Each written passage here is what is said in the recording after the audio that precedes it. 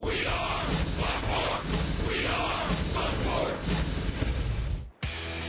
Last night, Matt Moore pitched to Jim before Baltimore got to the bullpen and pulled out a victory. Tonight, left-hander Drew Smyly goes to the hill, looking to continue his domination of the Orioles and put Tampa Bay back in the win column. It's game 2 between the Rays and the O's. Next.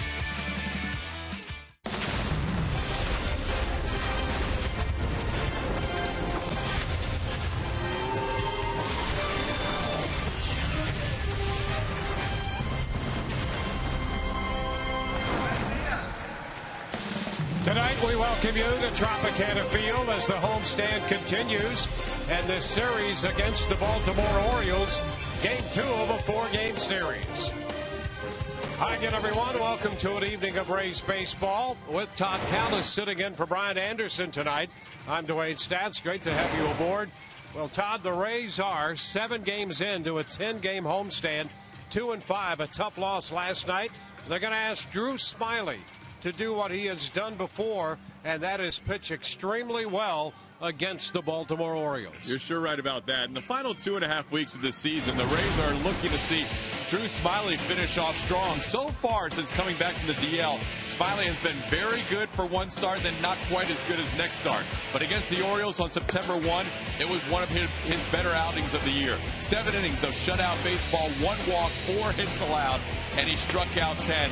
Drew loves pitching against these Orioles, whether it's at Oriole Park in Camden Yards or here at Tropicana Field. We saw a great outing last night out of Matt Moore, and Drew Smyly hopes to make that back-to-back solid outings from left-handed starters for the Rays. You can see what he's done in his career. 4 starts, 3-0 against Baltimore with a 0.79 earned run average.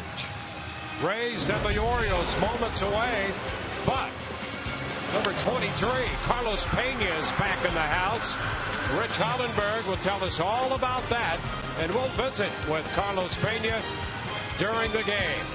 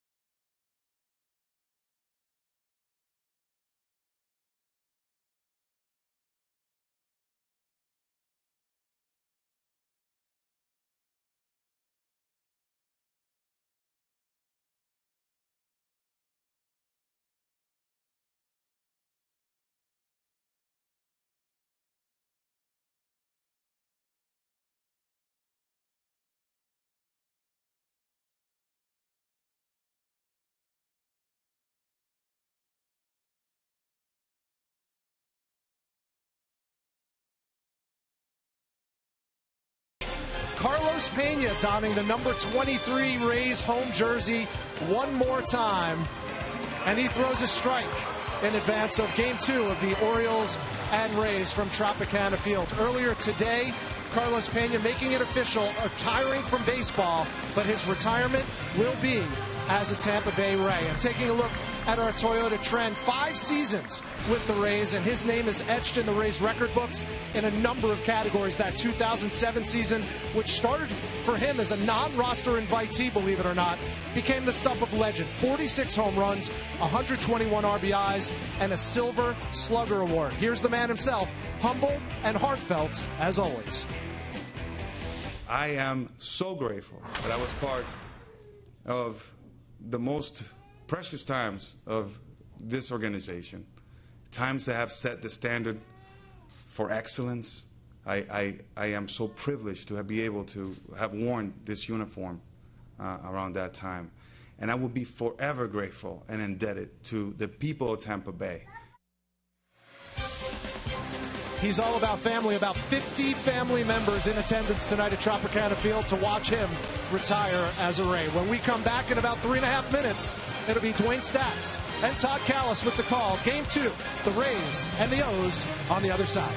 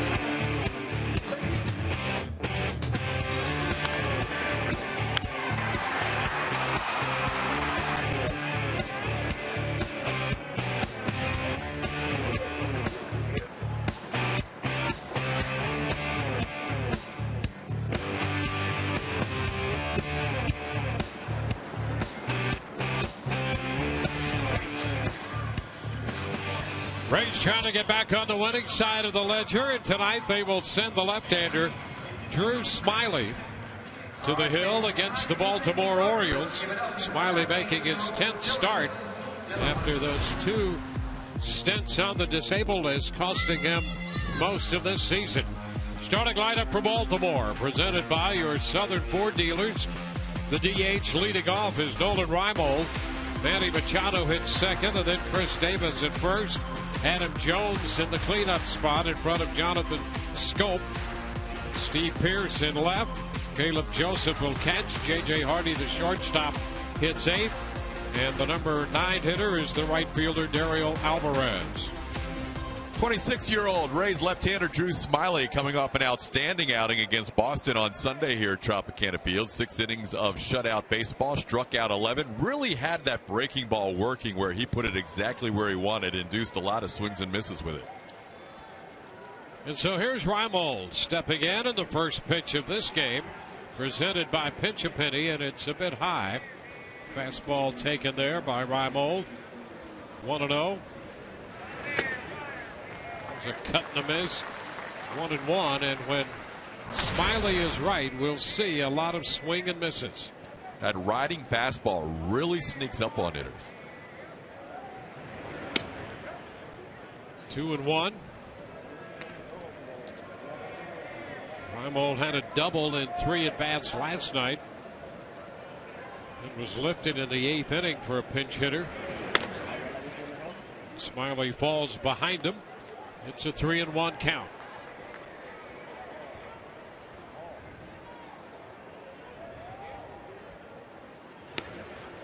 There's a strike.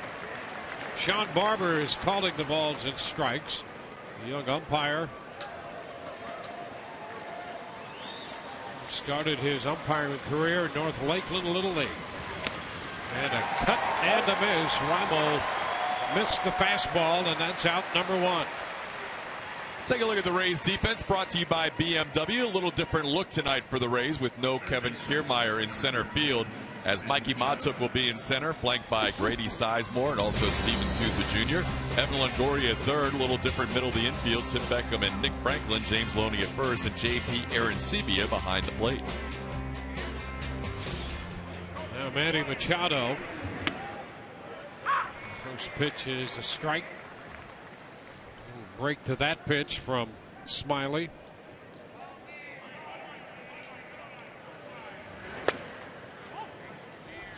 Just missed with that one. 1-1.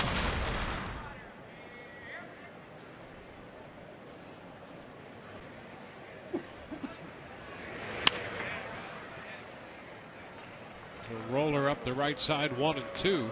You mentioned Smyly's only 26 years old, and the guy at the plate, Manny Machado, is only 23. It's hard to think of Machado being only 23 with his presence both at the plate and in the field. And he's out on strikes. Another fastball. Smyly's the same way. You know, he's only 26 years old. He comports himself out there on the mound more as a veteran. And I think that pitch might be one of the reasons. He gets a lot of swing throughs on pitches up. It's really fun to watch him, especially when he has that fastball working with that breaking ball. Heavy fastball dosage early. That was strictly fastball to Manny Machado. A little bit underneath it, and back-to-back strikeouts on the fastball. Here's Davis. If he misses a fastball, that's a strike.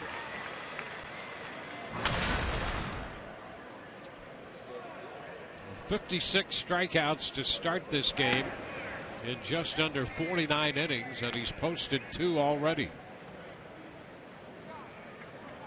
1-1 now.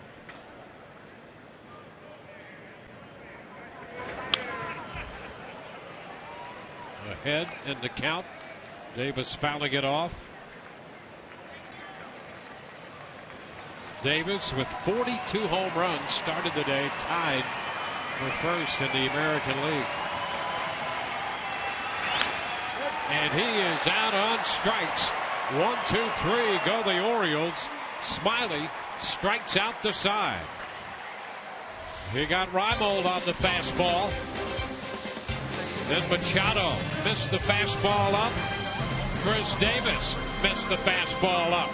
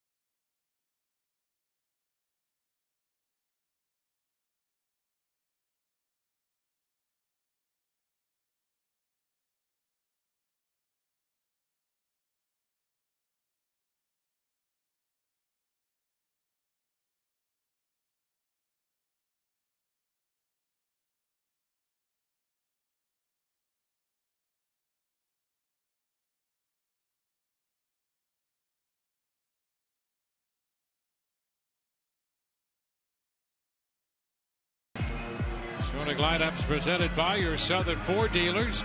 Mikey Montook's in center, hitting second in front of Evan Longoria. Then Sizemore, Souza Jr. and Loney down the middle. Aaron Sebia, Franklin, and Beckham completing the Tampa Bay lineup. And they will take on the right-hander Tyler Wilson, who turns 26 next Friday. Wilson making his third start at the big league level this year. Just coming out of the bullpen and giving an extra day off to a couple of the other guys in the rotation. Well, this young right-hander out of the University of Virginia, we expect to see a lot of sinkers from him if he is right. First pitch is up, however, 1-0. He throws a lot of ground balls.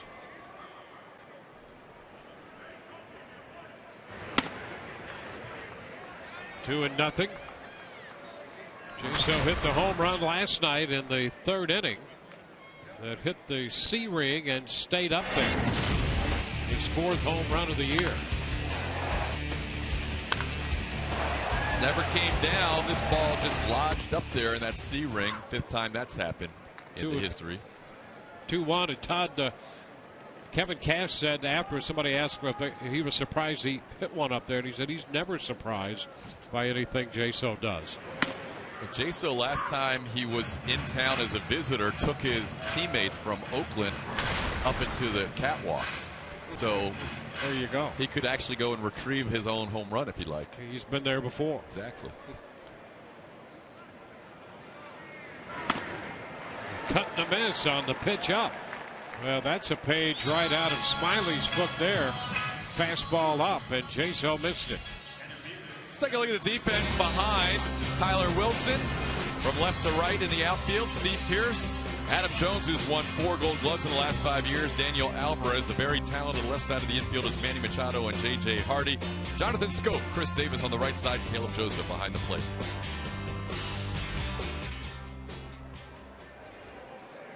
Mikey Montook getting a chance to play. The fastball is upstairs.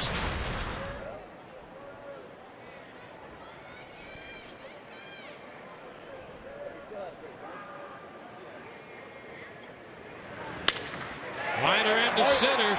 There's a base hit. Montook continues to swing a hot bat. Getting a start against the right-hander tonight. Fastball over the middle, and Montook sends it right back through the middle. This first at bat for everybody in the Rays lineup is kind of a little scouting mission to find out what this kid has. Montook remembers Tyler Wilson in college when Mikey was at LSU and Wilson was at UVA, but he never faced him then. So all these guys are kind of seeing Wilson for the first time and learning what he looks like. Well, Montook downs 11 of his last 30. If you go back over his last 10-plus games. Now Evan Longoria. That's a strike.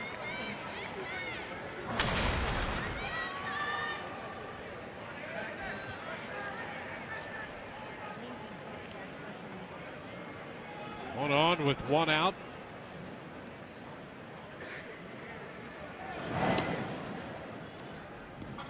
An eye on Montook. He has 3 stolen bases in 5 attempts, and all of those stolen bases have come in 3 consecutive games now.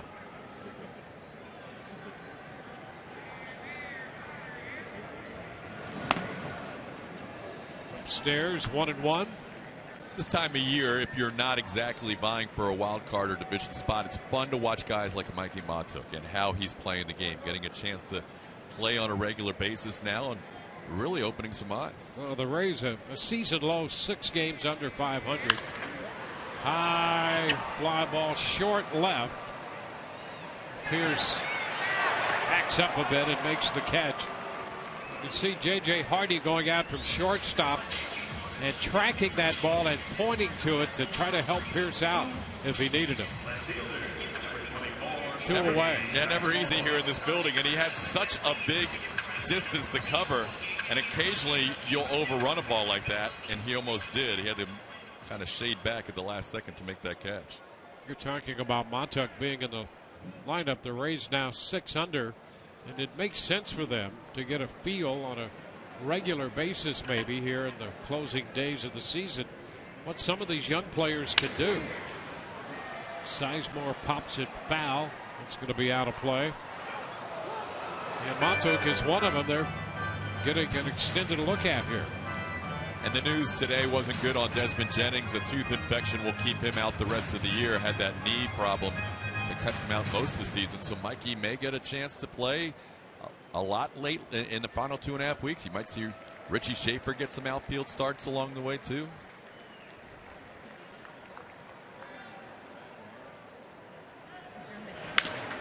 And through the left side, they had the shift on.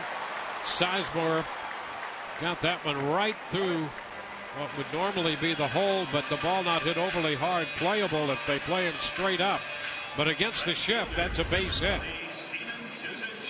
Fastball in the outer half, and Grady had the whole left side of the infield wide open. I mean, look at this. You've got the whole left side from that point on, and he just easily clears it between Manny Machado and the third base bag. Not a hard hit ground ball, but with the shift in place, an easy hit. Well, here's Steven Souza Jr., and he's got quite a little stretch going here over the last few days. Souza was on 4 times last night, hit by a pitch and walked 3 times. Takes the pitch too high. Ball to no strikes. You go back to Tuesday. He was 2 for 4 in that stretch Tuesday, Wednesday, and then last night. Now it's 2-0. 4 walks. He's been hit by a pitch. So he's been on 7 times in his last 10 plate appearances.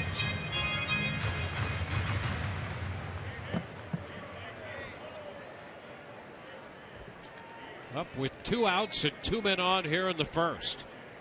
Seen a couple of the breaking balls, which Tyler Wilson has broken out against Souza. He's been mostly fastball heavy this first inning, but now down in the count, Souza might be able to hunt for a fastball that he can drive.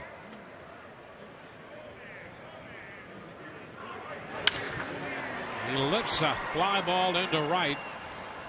Alvarez is there a little to his left, and the Rays will leave 2. We go to the second inning, no score.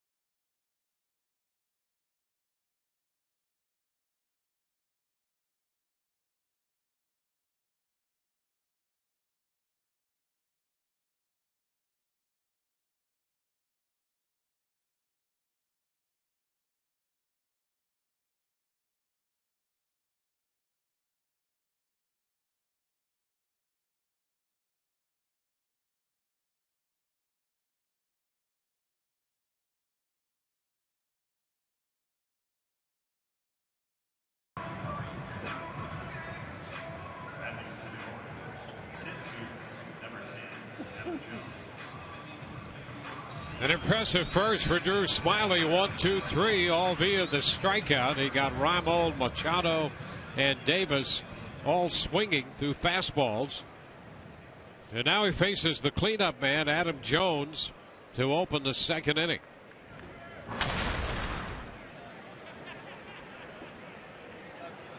Well, you get Davis, who's hit 42 home runs. You start the next inning with Jones, who has 27.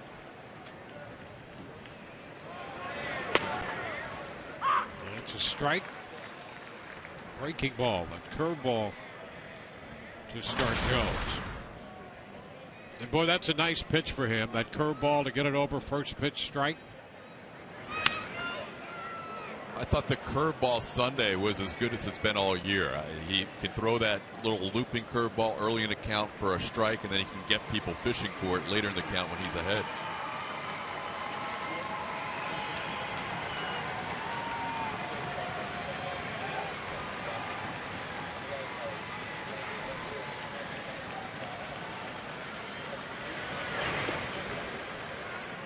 A ball, 2 strikes. Curveball down and in. Well, Adam Jones, by nature, is a very aggressive hitter up there. So if you get ahead of him, you think you might get him to chase.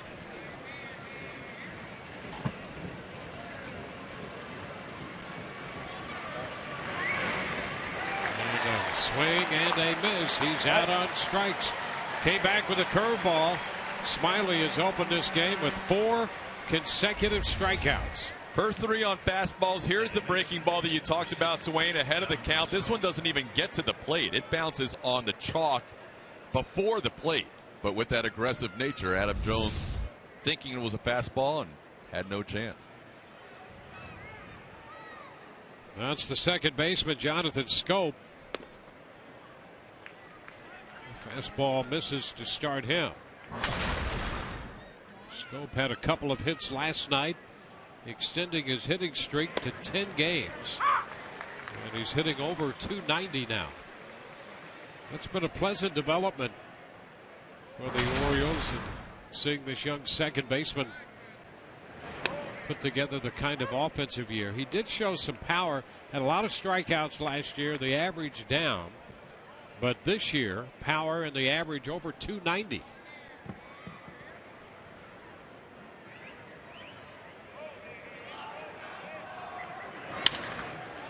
Fly ball to right. Souza Jr. is there.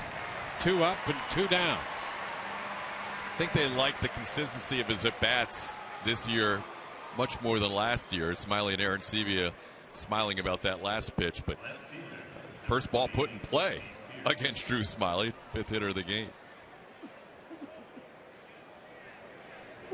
2 gone in the second inning. Steve Pearce is playing left field tonight. Pearce was at first base last night.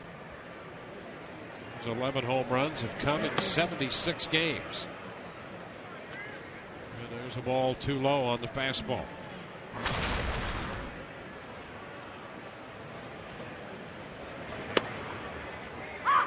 Strike on the outside part of the plate.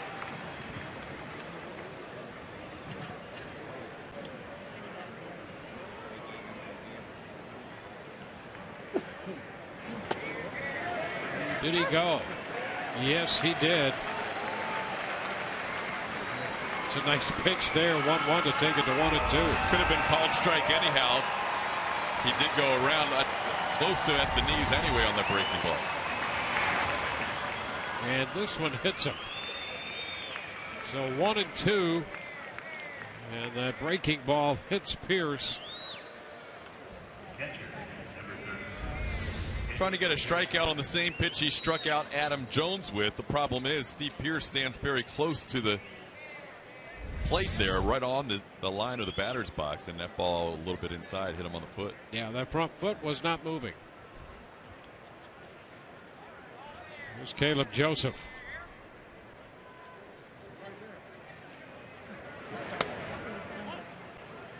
That's a ball. Sevilla was hoping they might get a strike on that pitch. Close.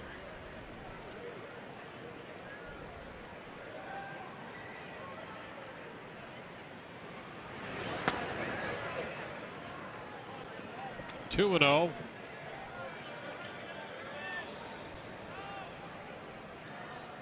Joseph, the catcher, and he will be patient in this lineup. And he takes ball 3, not chasing any of those. J.J. Hardy, the shortstop, hitting 8th.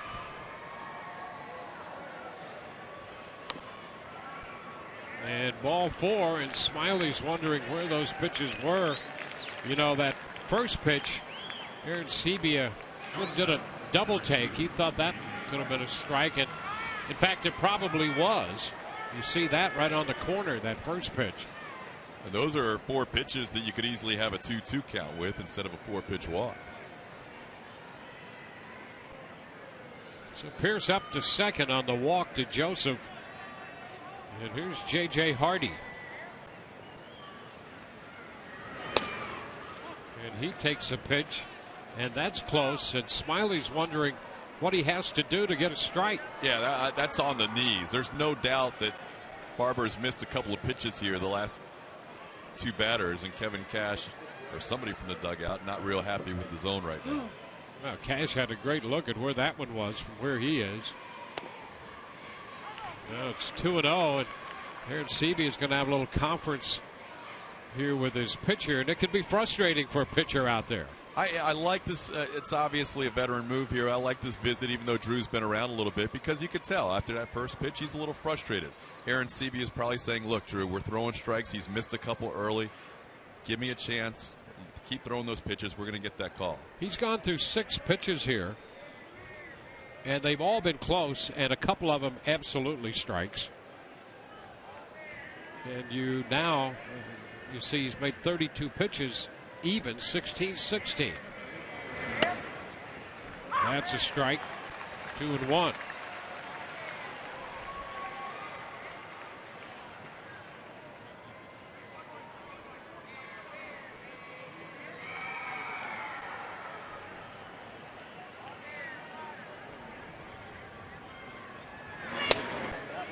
And there's strike 2. Fastball. Maybe they just needed to change the momentum of the moment. So he's been right around the strike zone. Comes back to go 2-2. He's going to punch the reset button there on the strike zone. Foul right back. And with that in mind, you do have Caleb Joseph and Hardy, for that matter, who will take a pitch. They will be patient up there, as opposed to up in the order here with the Orioles, where they have some guys who want to swing the bat.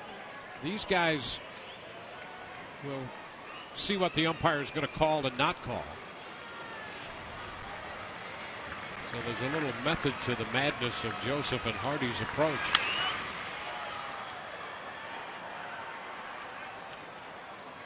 Count still 2-2.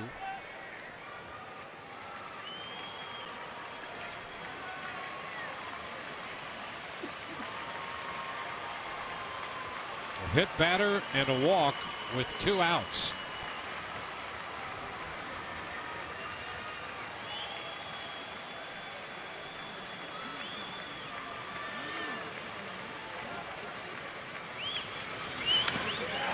Swing, and he just got a little bit of that one, and it rolls in behind Aaron Sebia.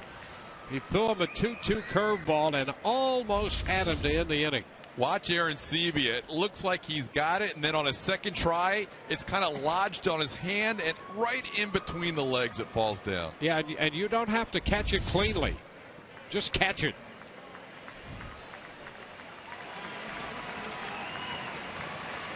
So instead, it's a foul ball. And now a 2-2 pitch again. And a long one to left. That one is going to get out of here and then some. A 2-2 fastball, and Hardy hits a 3-run home run after very nearly being out on strikes to end the inning. And just like that, it's 3-0 Baltimore. That is hard to take. Really is. He fouled off a couple of fastballs. They went to the breaking ball. He fouled it off on a pitch that Aaron Sebia almost caught, just couldn't find the grasp. And then that fastball, and Hardy put a great swing on it and crushed it to left field. That's Hardy's first hit in his career off Smiley. He's 1 for 8 now off him. And he connected on the fastball.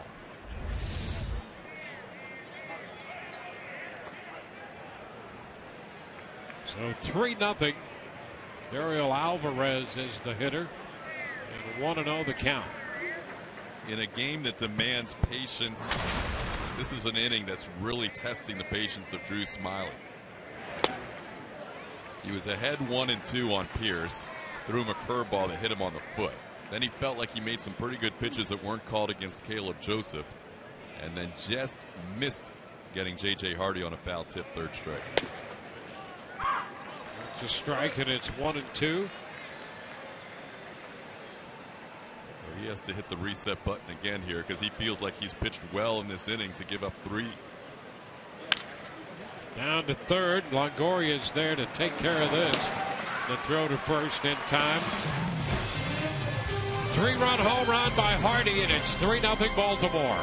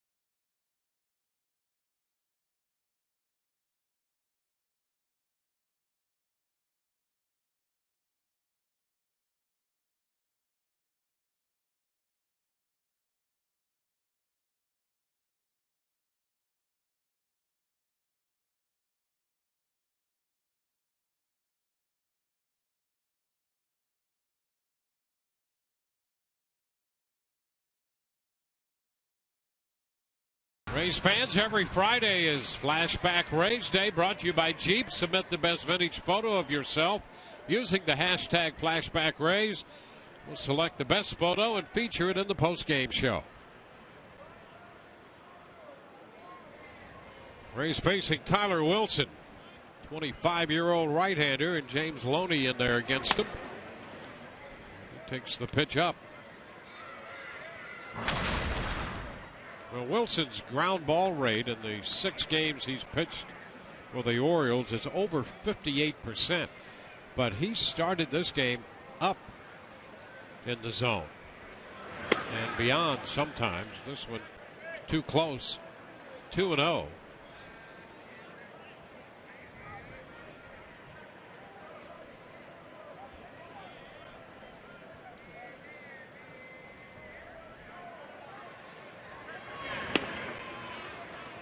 Ball 3 to Loney. The Rays down by 3. He needs some base runners. Aaron Sebia next and Franklin to follow. And Loney takes ball 4. Pitch missed wide. So the Rays had a couple of men on in the first inning, left them on, and now leadoff walk drawn by James Loney. We'll get J.P. Aaron Sebia to the plate.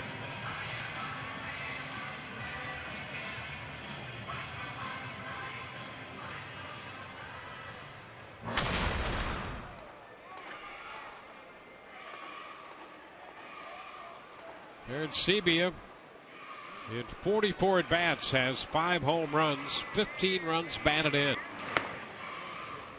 the pitch is upstairs.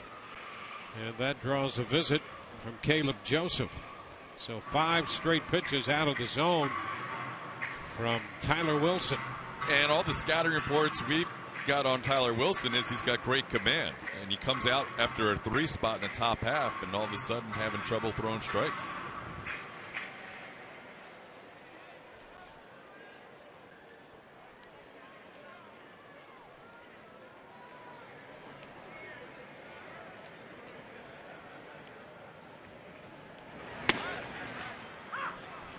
It's a strike call.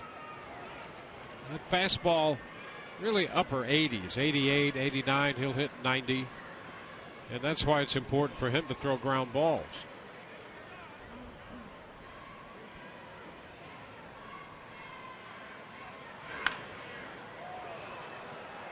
1-2. Fastball came up and in to Aaron Sebia, and he fouled it the other way.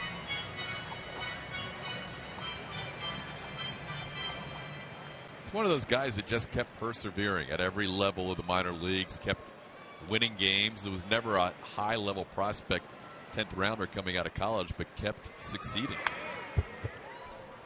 The fastball at 90 fouled back.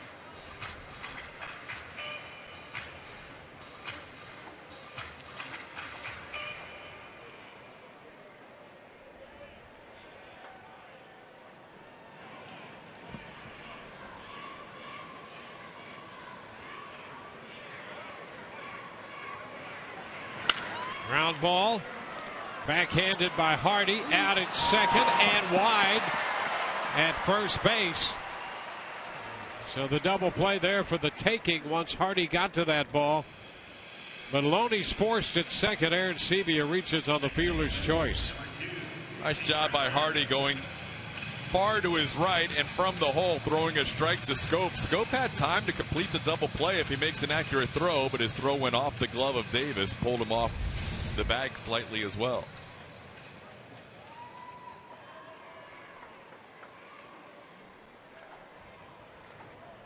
Now Nick Franklin in the game, starting at second base tonight, hitting 136 with a couple of home runs. Lifts it into left center field, and Pierce is there to make the catch.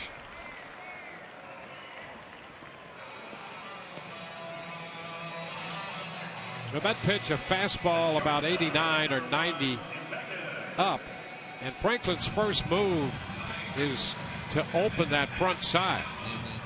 And so he just lifted a fly ball to left on a pitch that was hittable. Yeah, Franklin hit that home run the other night on a changeup, but that was a fastball, as you said, that was up in the zone a little bit, resulted in a fly out to left. Here's Tim Beckham.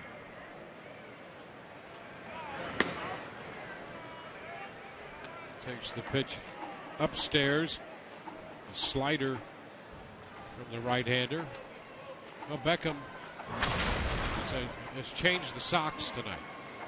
Didn't win the game last night, so he changed it up tonight. Said he was hoping to start a winning streak. He drives it toward left center field.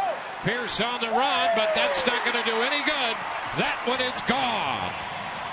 Home run for Tim Beckham. A 1-0 fastball, and he got it just over the yellow line and into the seats for the home run, his 9th of the year. These stirrups work pretty well. Beckham hits an absolute BB that doesn't get very high off the ground, but he crushes this ball. It just kept carrying to left. It looked like Pierce was ready to play it off the wall, and this ball had enough to just get into the first row above the wall and left. So the Rays, on one swing of the bat by Tim Beckham, get 2 runs. Now it's a 1-run ball game. Well, boy, if it's as easy as just changing your socks, how about that? I mean, he's shown some big-time pop this year. He's hit 9 home runs now in limited playing time. It's 1-1. Well, there you go. The stirrups last night just didn't work out. We kind of like the stripes. The stirrups last night were more the little league look. This is more the big league look. Yeah, this is like the old school big league here. Yeah. You know, and last night BA and I were talking about that. You know, that little late 70s, 80s look about it. Yes. Yeah, the old painted on stirrups that he donned last night.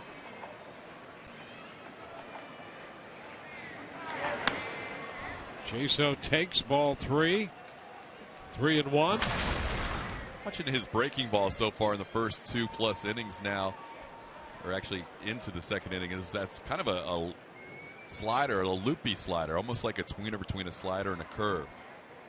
Could be a slurve. There you go. Ground ball into right where Scope is stationed. Out of the shift, and they throw him out. But the Rays get on the board. They answer the 3 Baltimore put up with 2 on a 2-run blast by Tim Beckham. Through 2, 3-2 Baltimore.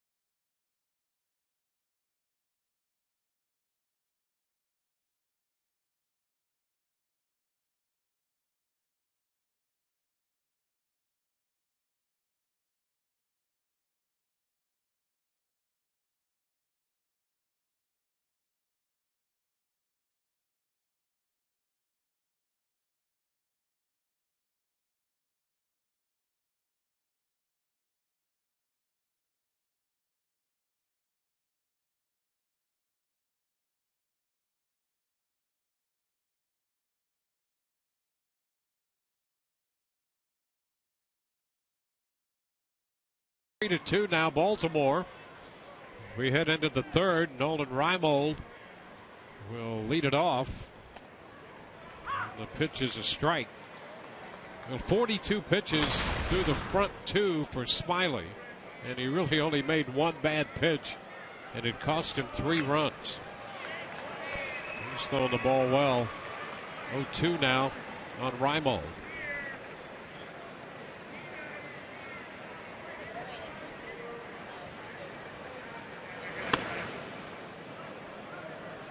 Ball, 2 strikes. And that's what you have to convince yourself of. He is throwing the ball well. It is a 3 spot so far against him in 2 innings, despite throwing the ball well. Fly ball back into left. Sizemore will go to the wall. He got it. Sizemore went to the wall and then some, as that padding gave a bit when he made the catch, and his momentum carried him into it, holding on to that fly ball off the bat of Reimold. Really good catch for a number of reasons. First, he turns the wrong way. Then he has to spin, find it, reach up, knowing the wall's closing in on him. And this is a really good catch. And then he hits the wall and holds on. Turned the wrong way initially, made up for it, made an excellent play. Manny Machado taking a big cut right there and missing. Strike 1. Machado out on strikes. He chased a fastball up in the first inning. Fouls this one back. It's 0-2.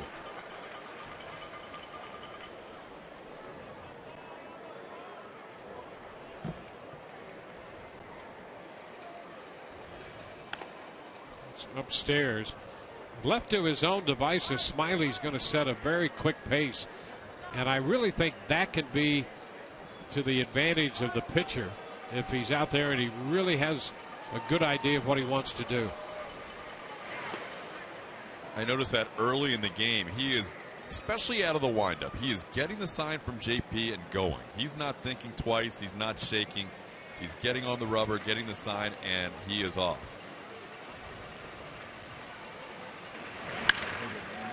It's fouled up the right side, headed into the seats. Well, no doubt some power in this Baltimore lineup. 29 home runs by Machado. They've hit 196 home runs this year.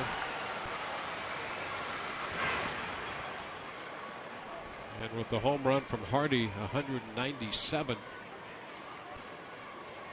Yeah, they lost Nelson Cruz. There was 40 home runs that went right out the door with Cruz. Some folks are wondering, would they feel the effects of that? Well, the answer apparently is no. And Machado checked. So that's ball 4. Drew feels like he can't catch a break here the last couple of innings. This was close to being a called strike and also close to being a swing. In that's fact, a good pitch. Yeah, that's easily a called strike for most, or for a lot of umpires. I mean, the Rays just haven't gotten those borderline pitches here for Drew Smyly the last inning or on that last pitch to Manny Machado. Here's Chris Davis. Machado's off, and a throw to first. They're going to get him. He's safe. The call by Buckner. Aaron Sebia goes down to cover third, and Kevin Cash wants to wait just a moment and take a look at the video on that one. That's how Smyly racks up the caught stealings. Miscommunication on the Rays infield with this shift. They weren't sure who was covering second. Beckham initially made a cover, and then Evan Longoria came over late. If somebody's on the bag, he's out. But with the shift of the infield, Evan Longoria got to the bag late, and he still almost got the out. It was unfortunate there because I think Beckham was closer to the bag when that pickoff was made, but Evan had to cover late. Let's take another Foley on the phone with the video guys.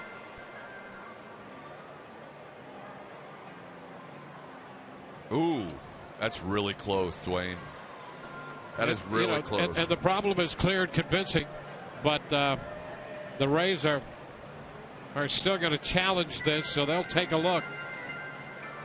You know, the frustrating part is he should have been out without a review. It's just unfortunate the communication wasn't there on the infield because there was nobody covering, so Loney had to wait, and in double clutching, that extra split second allowed Machado to at least get the initial call by CB Bucknor as safe, and we'll see if that stands or not, or is confirmed.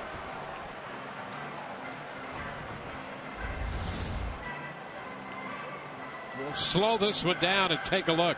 Is he tagging him right here? Any of that sequence of frames? Is the tag on or not? You know, once the call is made, you're at a deficit if you're challenging it because it's got to be essentially clear and convincing. The Rays are challenging this one.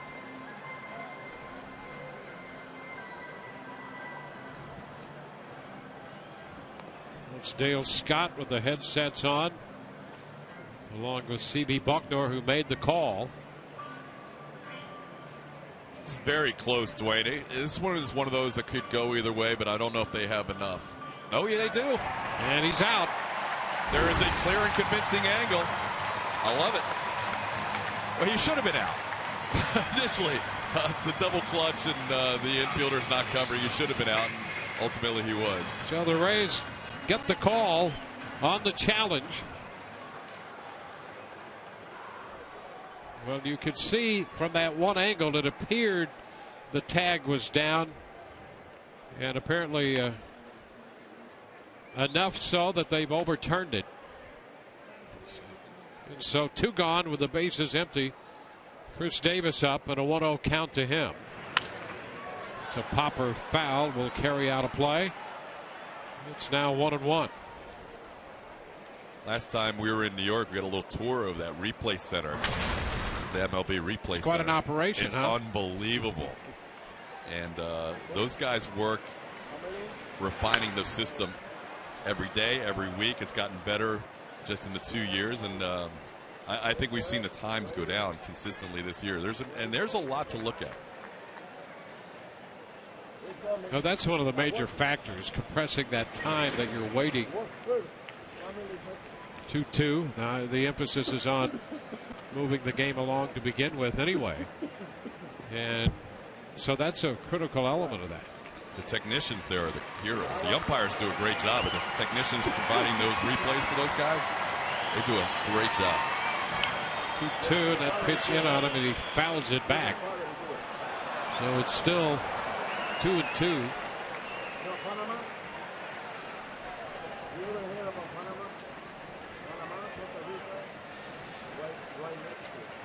Base is empty. Down the left side, and that's going to tail and wind up in the stands. How about that? He didn't move. You just sit there and make the play.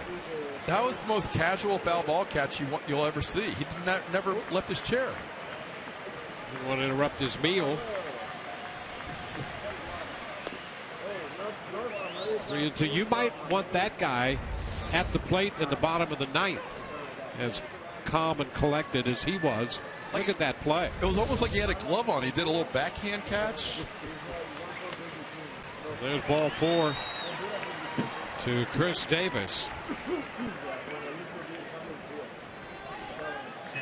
That's got to be one of the minor league guys for the Rays who was given One would think so. Yeah, they're all down there, and he's got the tie.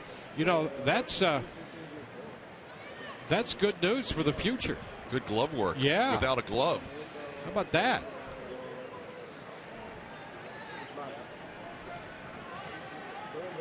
That's some great glove work down there.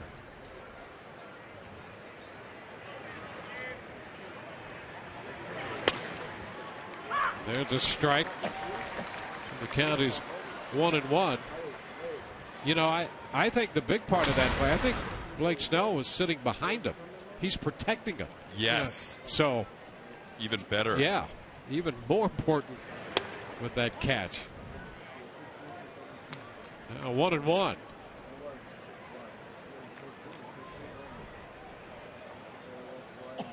Davis at first, Adam Jones the hitter.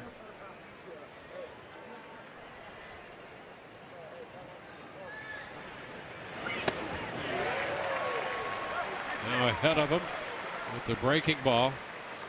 Now there's Snell, who had a mercurial minor league season this year. Blake Snell, 15-4 with a 141. We're going to hear from him later. And Dwayne, that's Baseball America's minor league player of the year right there. That's as high an honor as you can get.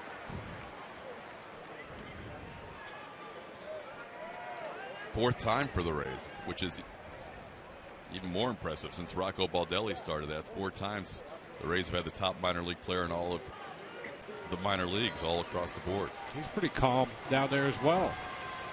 It's all good. 1-2 again. A little tap down to third. Longoria's got it. His throw to first. Will retire the side. No runs. A man left. Couple walks. And we'll be joined by Carlos Pena when we return for the bottom of the third.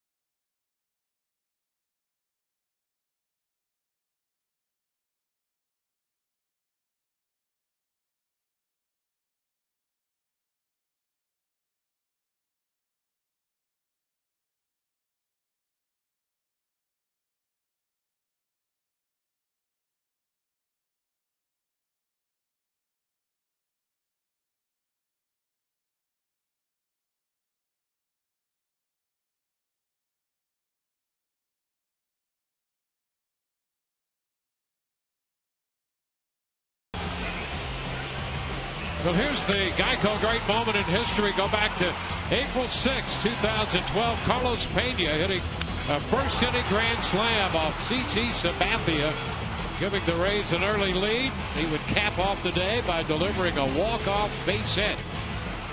Carlos Pena delivering the grand slam. We got used to that. And we're glad to have Carlos Pena join us in the booth. Carlos, great to see you, and welcome back. Los, wow. This is such a treat. Great to have you, buddy. Seriously, thank you for having me. We said at the outset, 23 is back in the building. It's nice to see you in that jersey, and nice to see you. Yeah, it's thank you for having me, guys. Like I said, this is such a homecoming for me. This truly feels like home still. So having a lot of fun out here with the fans. My family's in town. I feel I couldn't be more grateful, really. You know, I know that family's always been a big part of you. You have lots of family here. Just getting here as a young man to get a chance to settle in and pursue your baseball dreams, that was all made possible by your extended family. Oh yeah, I mean this is what it's all about. You know, we came to this country pursuing that American dream. My parents left Dominican Republic to give us a better future, and this is where it materialized. You know, coming here to Tampa Bay, this is where the opportunity was given, and I was able to, by the grace of God, seize the opportunity and found a home here. And wow, I mean, the rest is history. I mean, we had so much fun. To this day, that's the most fun I ever had playing baseball, including Little League. You know, I love that story. You were in camp in 07. Major League invite. Didn't appear that there would be room for you. They told you that. You were prepared to go back home. You were going to drive to Orlando. And you said, I know that you're basically releasing me, but I'm going to be here. I'm going to be your guy at first. I love that story. Did you say, I don't believe you? I told Joe, I'm like, Joe, you know what? Go ahead and say what you have to say, but I really don't believe you. I'm going to see you in New York Monday, okay? It's just, that's the way it is. Okay, thank you very much. See you Monday. And I left, and you know, today, to put it in perspective, I had to sign another contract. So I was actually a free agent when I was saying all these things. Right. So it's a beautiful story. It's nothing short of just miraculous. And like I said earlier, words cannot express how grateful I am to have had that opportunity to put on this uniform and to experience all the success that we experienced as a ball club. It was a lot of fun. When you see the banners hanging and you were such a big part of turning this franchise around, is that why you felt like this day needed to happen as a member of the Rays to retire? Absolutely. When I look back at my baseball career, this is what really defines it. Here's Montook shooting one down the left field line into the corner. And Mikey Montook getting an opportunity here over the last week and a half. And boy, is he cashing in. A double here to begin the bottom of the third. He's now 2 for 2. Represents the potential tying run. It's always fun when you just hit those bullets on the line and you know that you got at least a double, right? Yeah, he's been hot lately. But you were talking about the importance of coming back here and retiring. You think about that 08 season. You know, Mikey Montook's getting a chance to play now. But the thing that impressed me that year, amongst a lot of things, was you guys go to Seattle, you lose Carl Crawford, you lose Evan Longoria, and it had been a dream season at that point. Everybody thought, all right, now what happens? And guys stepped up, whether it was a Willie Ibar or Eric Hinsky. It seemed like every time you guys needed somebody to make a big play, Dan Johnson, you got that. That was the coolest thing of all. It's just the fact that everybody was contributing. And we had this belief in the whole entire clubhouse that we could. You know, everyone believed that we could do this. And we were riding this unbelievable wave of energy, you know, and no one could stop us. It was something that you don't see often in sports. This is back toward the mound, and Wilson down off the hill makes the play. Montook goes to third. You know, with that in mind, and you have always been essentially Mr. Positive, which you knew what you wanted to do. You had a dream, and you've been able to do that. You know, in 08, it wasn't all easy. Remember the club at the All-Star break hit that little patch where all of a sudden things didn't go well. There was that extended losing streak. Even then, I remember you saying then that you felt that really didn't matter. It was going to get done. I'll go even backwards, even more so, at the end of the 2007 season, and we're looking at our team record, and we're saying, hey, this is the worst record in baseball. It's another losing record. We never had a winning record in the whole entire organization. I remember going into Joe's office, and Andrew Freeman were also sitting there, and I said, guys, I feel like we have something going on in this ball club. Something good is getting ready to happen. We have something cooking, and it's really smelling quite delicious, right? So and they just kind of laughed it off, and they said, you know what, I do feel the same way as well. And both of them agreed. And of course, I mean, we didn't expect it to be that grand. The very next year we're in the World Series, and yes, it was not easy. We had some adversity, but we were able to overcome the adversity as a team. It was a very special time. Hey, for the young players out there who are starting to embrace this game, Little League and even before, you've got a great story about when you first started to play this game. Your dad would put you in the car, you'd drive a long distance, you'd play, you'd swing and miss, swing and miss, swing and miss, then he'd put you back in the car and you'd go drive home again. But you felt you loved the game, and you felt as if at some point it was all going to work for you. Yes, I used to have a really tough time at the beginning, man. I used to go play, strike out 3 times, maybe hit a couple foul tips, and my father, to this day, I tell him, Father, thank you, Dad. Thank you for being so positive with me, for always being a motivator. This went toward the line and left, going to fall just foul. That'll take the count full to Sizemore. He used to say to me, even if I never hit the ball forward, okay, the whole game, 0 for 3 strikeouts, just a couple foul tips, and he would come back and say, Carlos, that was an unbelievable foul ball. Man, you crushed that foul ball. You see how fast that ball came out of your bat? And I had not even hit the ball forward yet. But inside, it really all that matters is, what does my father think of me? And he thought I had a wonderful game, and that was enough for me. I felt like I was triumphant. And that was huge in my career and in my life. I mean, it really built me up. Well, you've got to believe, and you were a big believer in that approach, and that's why you're here. That's why you had such a great career and the experience here. You have been, and I think what you said earlier about coming back here to retire, it makes so much sense, because you were such an integral part of that success. Down to first. There will be a play at the plate, and Montook is out. Davis down to Caleb Joseph. Sizemore at first on a fielder's choice. And so the Rays lose that runner coming down the line from third. Little contact play on here for the Rays, which means if Davis fields it cleanly, he still has to throw a strike to home to get Montook. Slightly awkward slide here from Mikey. He got up, kind of turned over that left ankle slightly, but hopefully he's fine. But the Rays playing a little contact play, hoping to get that run home. Didn't work out. On Porterfield will take a look at that left leg there. Meanwhile, with a runner at first, Steven Suji Jr. will be the hitter. 2 outs now in this 1-run ball game.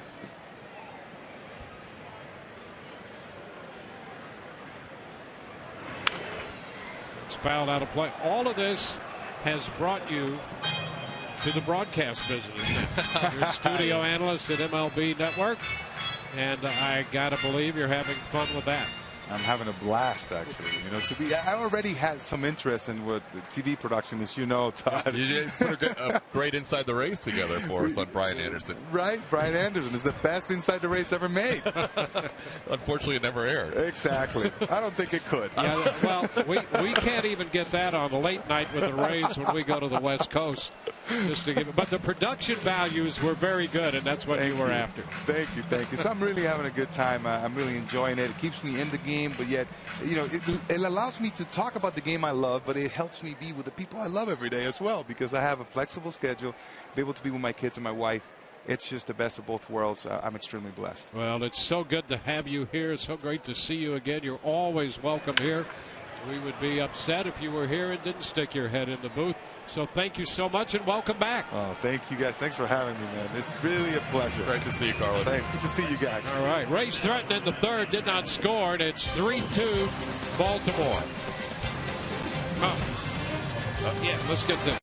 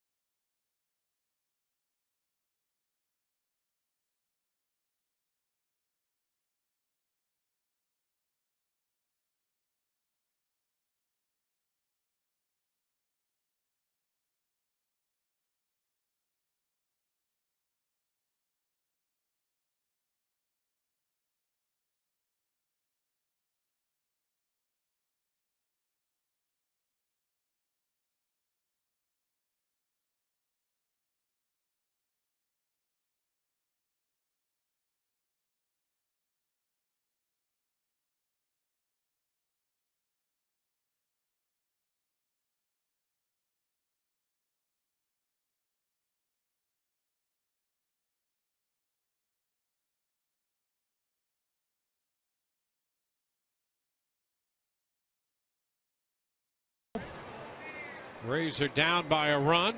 Mikey Matuk with a couple of hits. Tried to get in there at the plate and was cut down in the bottom of the third.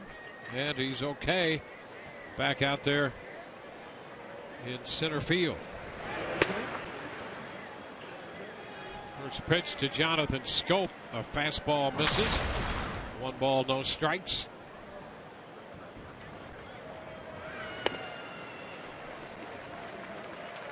One and one.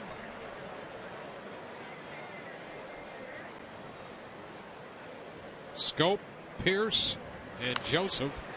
The foul ball straight back. 1 and 2 now. Baltimore with 3 runs, still just the 1 hit, that home run by J.J. Hardy.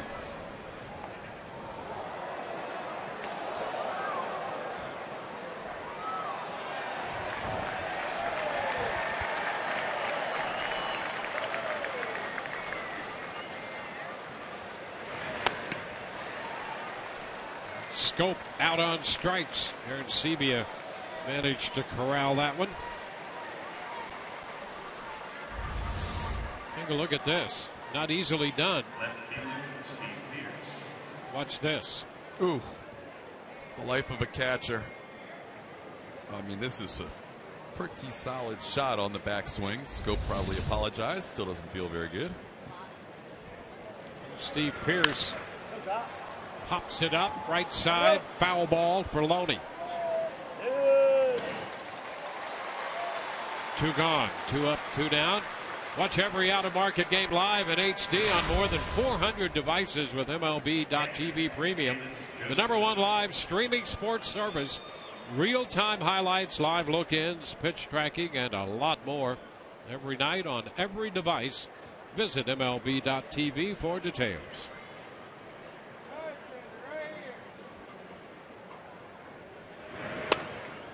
Caleb Joseph takes the pitch down. So good to see Carlos Pena. I love that story, which has been backed up by both Joe Madden and, of course, Carlos himself, about Joe telling him he had been let go and him saying, Carlos saying, I don't believe you. I will see you on opening day. That's exactly right. Talking about seeing your future and having a positive outlook on a tough situation. Yep. Was driving home and got a call. The rest was history. You think about that. He was a non-roster invite to camp. At the end, no room for him. They let him go. He comes back because of an injury to Greg Norton. Yep. And that created a spot. And he went on 46 home runs, 121 RBIs, and became a mainstay of this team as it turned the corner, a complete turnaround, and became one of the great stories of baseball and really great stories of sport. I've always maintained. We are today retiring as a Ray. 5 seasons here, 163 home runs, 46 homers, and those 121 runs batted in, recited. Popper short left. Beckham starts out. That's going to be a tough play, and he cannot get there. Makes the pickup on 1 hop. They had Matuk and Sizemore closing. They could not get there. And so it's a base hit, perfectly placed by Caleb Joseph from the Baltimore point of view.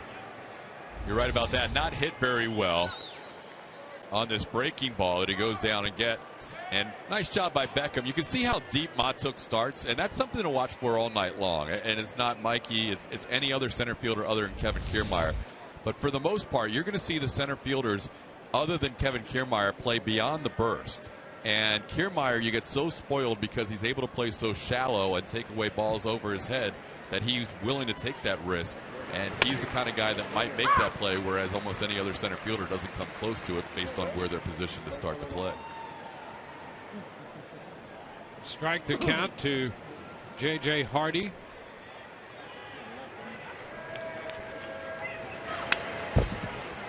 And and it's 0-2 on the foul ball. You can see Matuk at the top of the burst on that shot. He'll be behind that burst by a few feet or yards when you have your big hitters up there, the Machados, the Davises, the Adam Jones.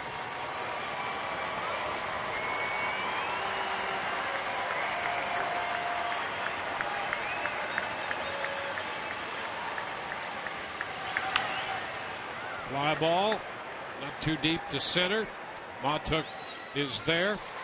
No runs, a hit, one left. Bottom of the fourth coming, 3-2 Baltimore.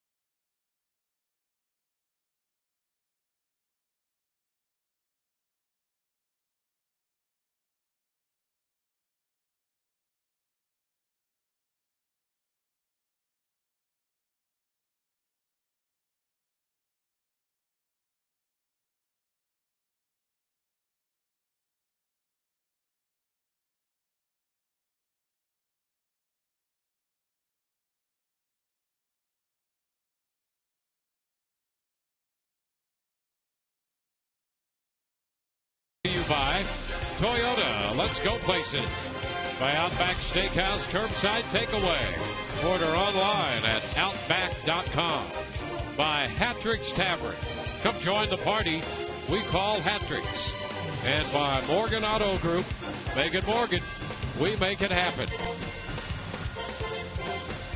Rays trying to make it happen against Tyler Wilson tonight. They got two in the second. They answered the 3-run home run by J.J. Hardy in the top of that inning. So it's a 3-2 ball game on to the bottom of the fourth. And here's James Loney. Loney, Aaron Sebia, and Franklin due up.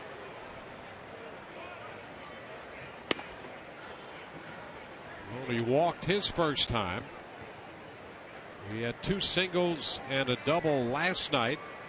And on Wednesday in the New York series, had a double and 2 singles, 3 for 4 that night, 3 for 4 last night, and a walk his first time up tonight. 1-1 to count.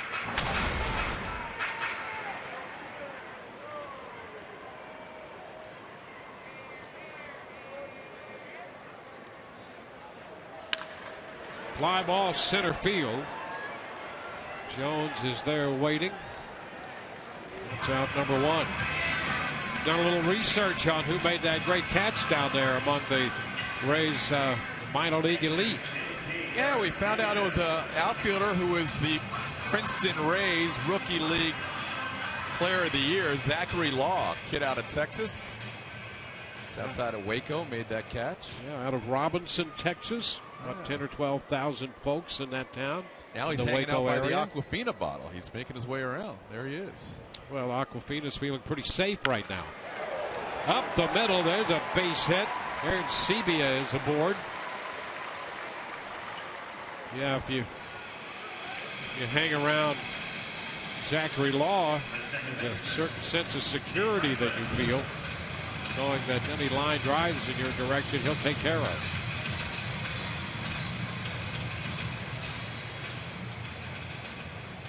Rays now have 5 hits.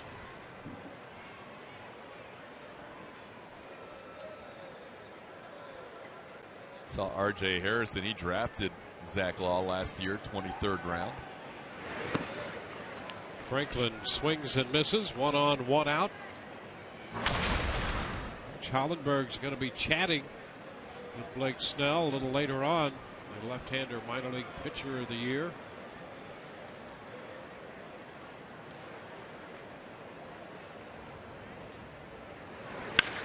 Ground ball second, Scope, Hardy 1, first base 2. Franklin hits into the double play to end the inning. So at the end of 4, it's still 3-2 Baltimore.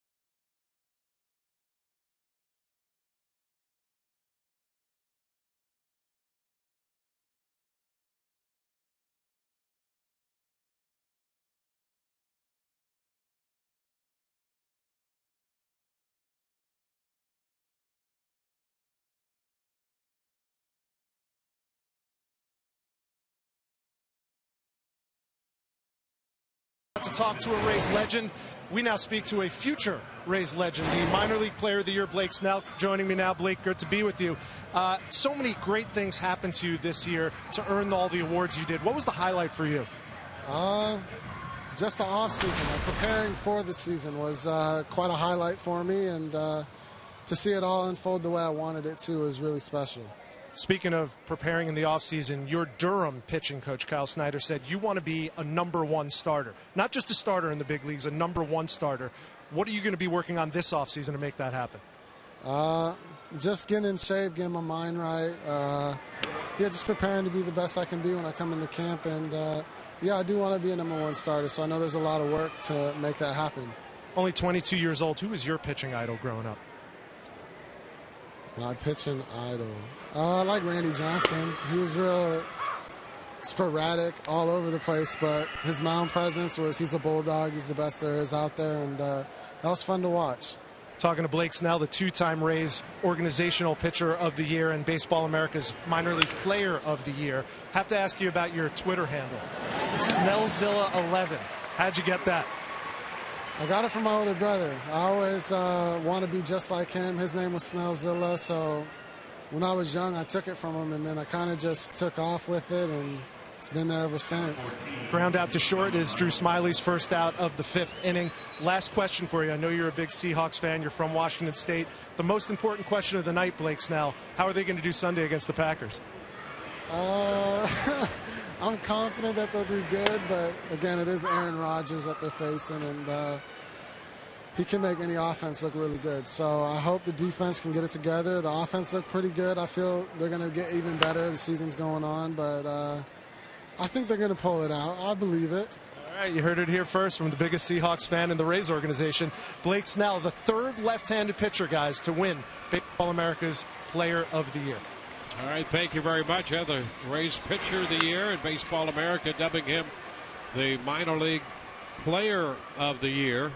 And boy, that is high honors. And TK, when you look at those numbers and the company, starting with Rocco Baldelli. 4th Rays player in the minor leagues to win the award in the last 14 years. And you're talking about the creme de la creme of the minor leagues. Last year was Chris Bryant. He's already made his presence felt in the Windy City. Byron Buxton the year before that. Will Myers the year before that with the Royals before he came to Tampa Bay. Mike Trout the year before that. You're talking about the top echelon of the minor leaguers making an impact at the big league level shortly thereafter. Yeah, that's a good-looking group, too. They dress well. Franklin makes this play. Nolan Reimold is the second out of the inning. I think Snell will be given a shot, a legitimate shot, as you see Richie Schaefer here, who's with the big team, of course, and has already hit 3 Major League home runs. He won the Player of the Year, and the Pitcher of the Year is Blake Snell. I think this kid's going to get a legitimate shot to make the team in 2016 out of spring training. You know, had this club and the race turned out a little differently, he might have been here now. It's an interesting call because we know the Rays are very conservative when it comes to advancing young players. No man shall hit or pitch before he's ready, I think is the underlying philosophy there.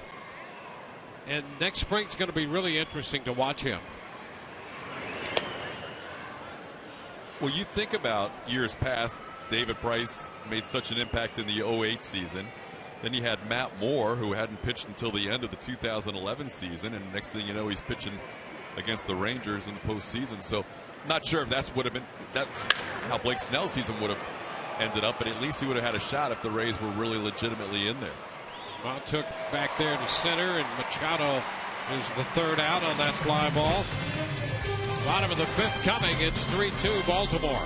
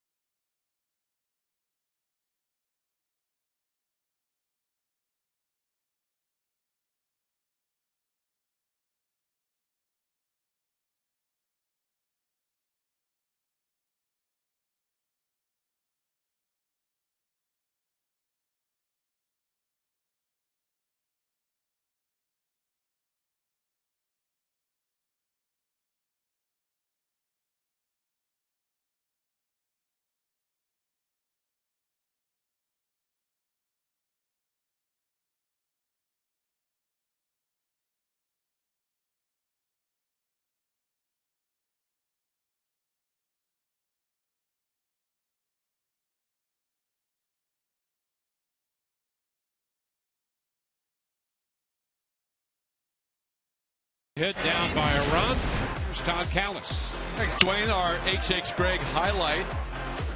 High def highlight presented by H.H. Gregg. Tim Beckham, first time up, hitting his 9th home run of the year. And it gave the Rays 2 runs in the bottom half of the second after the Orioles scored 3 in the top half. So here's Beckham leading off. Second time he is facing the right-hander Tyler Wilson. Kind of a half swing for strike number 1.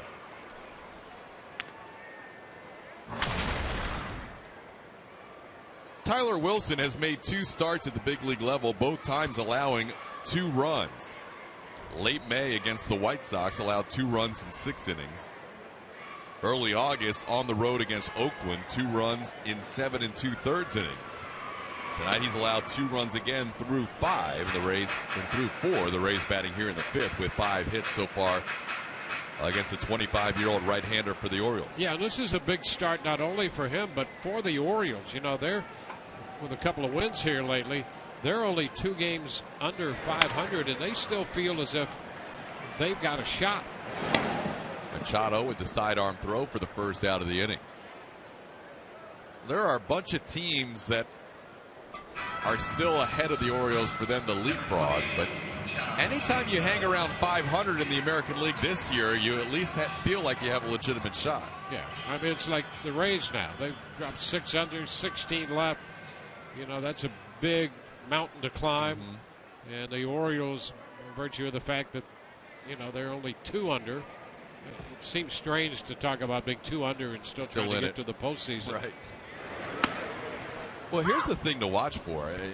You know, that last series in the AL West where the Texas Rangers swept Houston. So Houston's now fallen out of first place. They obviously still want to win that division, but they also have to be careful because there's not much of a margin between them and missing the playoffs entirely. You've got the Twins on their heels. You've got the Angels right behind the Twins. Those two teams play each other this weekend, Minnesota and the Los Angeles Angels of Anaheim. So see how it plays out. It could be very interesting down the stretch, though. On the ground, base hit again. The shift is foiled. Earlier, it was Grady Sizemore with the base hit against the shift, and that at bat, John Jaso. 1 out, 1 on. Let's check in with Emily Austin. Thanks, Todd. Mikey Matuk has made the most of this September call-up. 9 of his 19 hits have been for extra base hits, including 4 home runs. I was talking with Rays hitting coach Derek Shelton before the game. He said the biggest improvement since his first call-up back in April is his swing path is better. They were really working with him a lot in the minors with this. And hey, guys, he's not a bad defender either. Oh, he's shown us a lot so far, Emily, and getting a chance to play on a regular basis lately, whether it's a lefty or a righty. Earlier in the year when he was called up, he was strictly facing lefties. And here's a ball in the center field. He's already 2 for 2. Jones on the run. He's now 3 for 3. And 1 hops against the wall. Jaso will be held at third. Matuk with his second double of the night. Well, we see Jones track some fly balls down, and he does it. He's so smooth out there. No chance on this one. That ball was jet propelled over Andrew Jones. If he can't catch it, you know you've hit it well. And that pitch on the inner part of the plate, and he got to it and really put a charge into it over Jones' head. Because of Jones' ability to track fly balls down, Jaso had to hold up. And that's why he was unable to score. Jones, a 3-time reigning Gold Glover in center field. But now the Rays have a chance to tie this game or take the lead with the tying run at third and the go-ahead run at second, and Evan Longoria at the plate with 1 out. Outside, ball 1. Evan has flied out to left and grounded back to the pitcher. Yeah, he's trying to shake an 0 for 12 right now and a 1 for 23. This would be the best time for it. Infield is back, so the Rays can tie the game on a fly ball or a ground out. Pitch inside, it's 2-0. We saw the contact play earlier with the infield in. Certainly the contact play in effect with the infield back. So any ground ball should score Jaso. Now they're going to put Evan on. Well, that's the respect level around the league. A guy who's been battling, as you mentioned, those numbers at the plate lately, but Evans still has that reputation, so they will go ahead and with the open base not pitch to him. So you're going from righty on righty to a righty on lefty, who is 1 for 2 tonight against Tyler Wilson.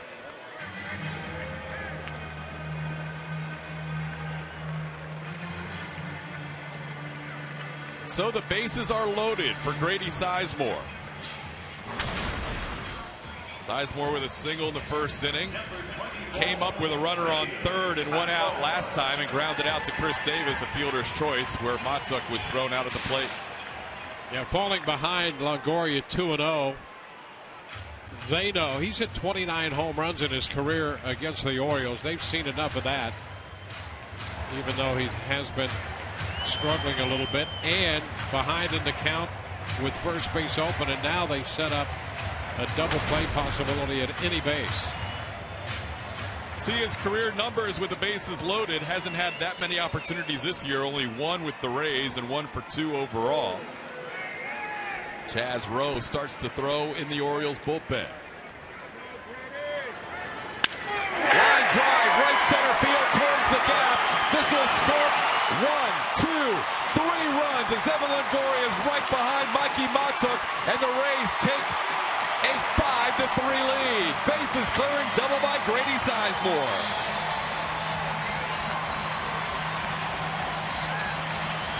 Sizemore wasted no time at all jumping on the first pitch, picking up his 8th double of the year.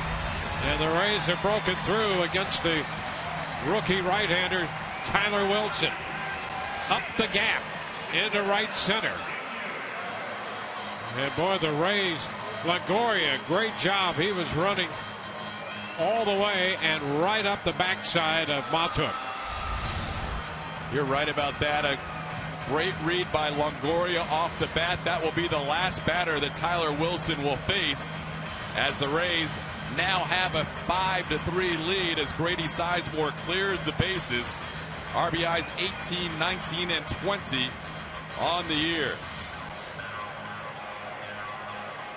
Well, we will have a pitching change for the Orioles here in the 5th. We'll tell you about the new arm out of the O's bullpen when we come back.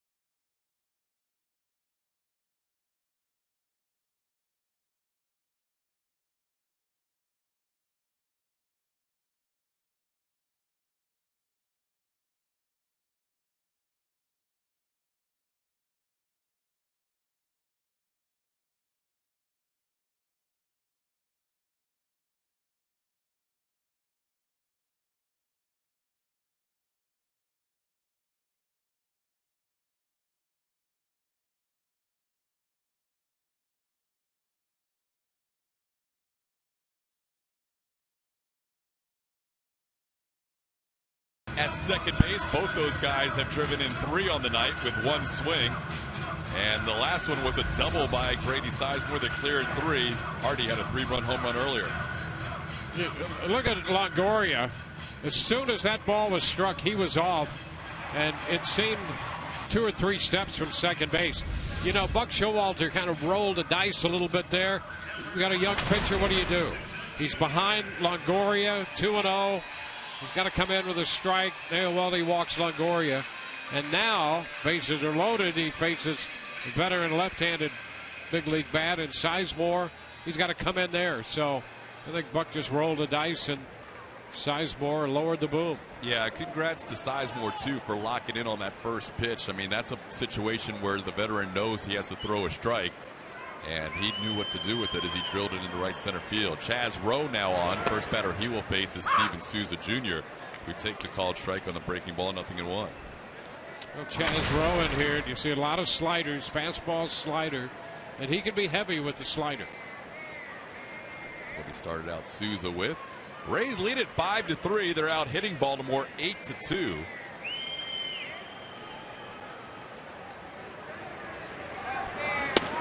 Single, a double, an intentional walk, and a double in this inning have given the Rays and Drew Smyly the lead in the 5th. Sizemore continues to have nice career numbers with the bases loaded. Almost .330 lifetime hitter in that situation. 0-2 on Souza Jr. Held up. It's 1-2. I think the underappreciated part of Evan Longoria's game this year, we've seen the defense, which to me is as good as it's been at any point in his career. The running. He's running as well as maybe early in his career. I think those legs feel good, and it's good to see.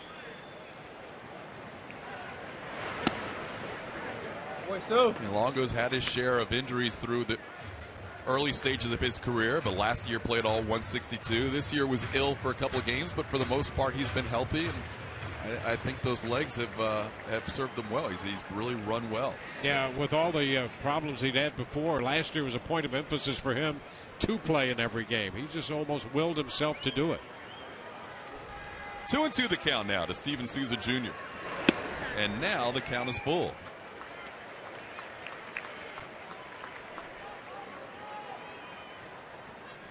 James Loney waits on deck. Still one out. The Rays have had 4 consecutive batters reach base to end the night of the right-hander Tyler Wilson after 4 1/3 innings.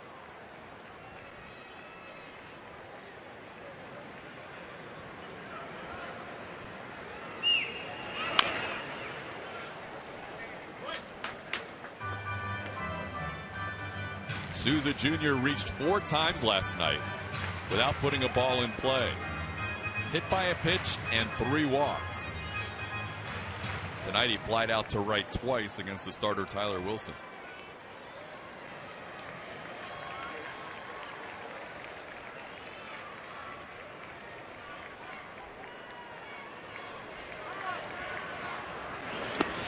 Tried to hold up on that slider away, and he does. Souza Jr. with a walk. 5 consecutive hitters have now reached for Tampa Bay. Chaz Rowe got ahead 1-2 and just stayed with the slider and could not get Souza to bite on him, and he winds up walking him. So here's James Loney. Loney walked and flied out to center. With James' success the last couple of nights, he has done a lot of ambushing. 3 hits last night, 3 hits the night before, and only 9 pitches seen in those at-bats with his 6 hits. And he has not seen a strike so far on the first pitch in his first 3 at-bats, 1-0 on a fastball away. Yeah, for the year he's hitting over .390 swinging at the first pitch. Very aggressive lately, but also a good eye at the plate.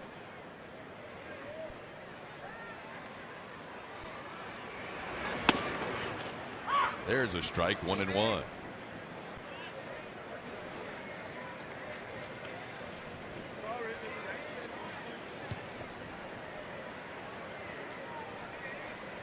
Sizemore, the difference in this game with a bases clearing double. He's on second. Steven Souza Jr. the runner on first. Swing and a miss. Slider that really dived down towards his feet. 1-2. Yeah, that might have been the best slider he's thrown. Good enough to entice James Loney. It was a pitch down and into a left-handed hitter. And sometimes you can get to that pitch, you like it, but that had that late break and significant break at that.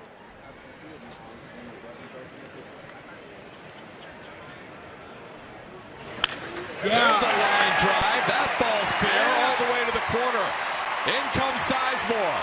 Around third comes Souza. He's going to score. Loney with a double. The Rays lead it 7-3.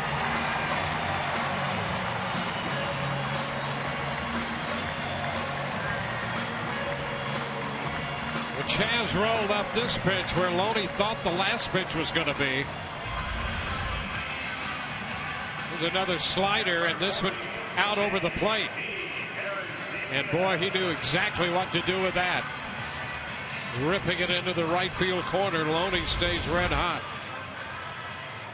You're always concerned with any ball that heads down towards that low wall in the corner, but that one stayed in play, and by doing so allows Souza to score all the way from first. So 7-3 now. That last run was charged to Rowe, but the run scored by Sizemore on the docket of Tyler Wilson. So Wilson ends up allowing 6 runs in 4 1/3 innings of work tonight. And the Rays now lead 7-3. JP Arencibia 1 for 2 with a single. He hits the ball towards the line, but this one gloved by Manny Machado, looks the runner back and makes the long throw for out number 2. So after the Rays had 6 consecutive reach base, Arencibia grounds out for the second out. Well, we talked about Baseball America's minor league awards. They have dubbed Manny Machado as the best defensive third baseman. Made a nice little backhand there, and he knew he had Aaron Sebia running. He had plenty of time to check that runner and make a good throw to first. There are going to be 2 excellent defensive third basemen in the American League that don't even get to the top 3 for the Rawlings vote. You get 3 guys at each position, and the top 3 will be announced at the end of the year. You've got Machado. You've got Evan Longoria. You've got Josh Donaldson. You've got Adrian Beltre. You've got last year's Gold Glove winner in Seattle, Kyle Seager. 5 outstanding defensive third basemen. Only 3 get nominated. So there's 2 guys who are plus defenders who aren't even going to be on the ballot. Crazy to think about how talented that position is right now in the American League. 1-1 the count to Nick Franklin. He is grounded into a double play and flied out tonight. Away, it's 2-1. 9th man of the inning for the Rays as they have taken a 3-2 deficit and turned it into a 7-3 lead here in the 5th.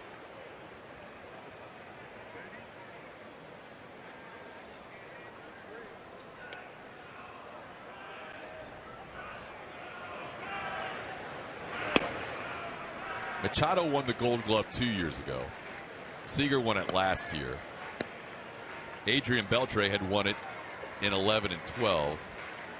Evan Longoria the year before that. So it's rotated around a little bit in this league. And there's a lot of people that think the guy in Toronto has a legit shot. Josh Donaldson, he makes a lot of plays as well.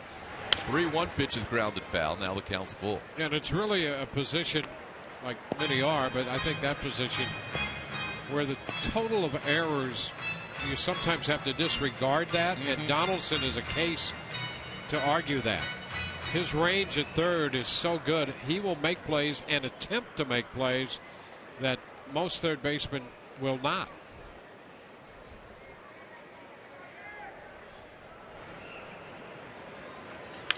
Rays will see Toronto on this upcoming road trip. They go to Boston for 4 and then Toronto for their final 3 road games of the season and the final 3 home games of the year, which were also the final 3 games of the regular season. They'll face Toronto as well.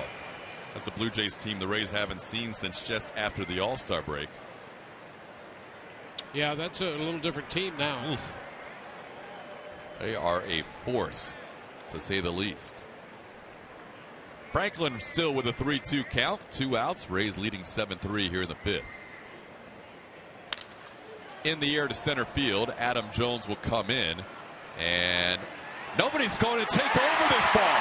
It's a base hit, and the Rays now lead it 8-3. Jones was coming in. Scope was going out. Alvarez was coming in from right, and it just fell between the 3. That ball was in the air a long time, Dwayne. A lot of hang time there. Somebody's got to catch that ball, but Jones couldn't get there.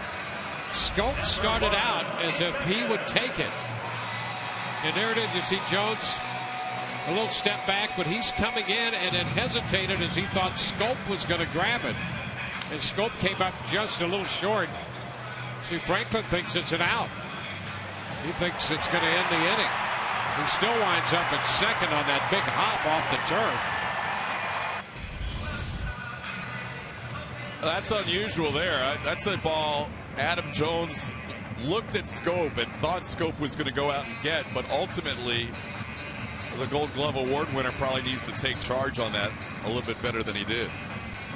Well, you anticipate that a center fielder is going to take any and everything he can get to, and he's not happy with himself right there. You can see not happy at all, but he gave way just for a moment, and that cost him. Well, it goes as an RBI double for Nick Franklin, and the Rays keep this inning alive. They have now scored a 6th spot in this inning. It's 4 doubles in this inning. How about that? Of all varieties. That Sizemore into the right center field gap. Loney down the line.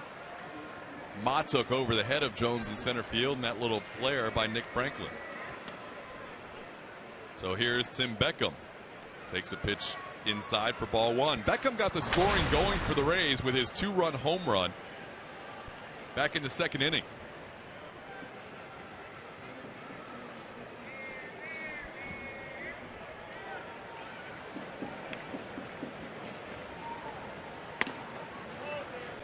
Slider from Rowe is high. It's 2-0. Well, now as Chaz Rowe stands on the mound, he already felt like he was going to be in the dugout. Ball off the bat of Nick Franklin. He's thinking inning over. Instead, he has to regroup and try and get the final out here in the fifth. It's a long appearance for him. He pitched an inning and a third last night.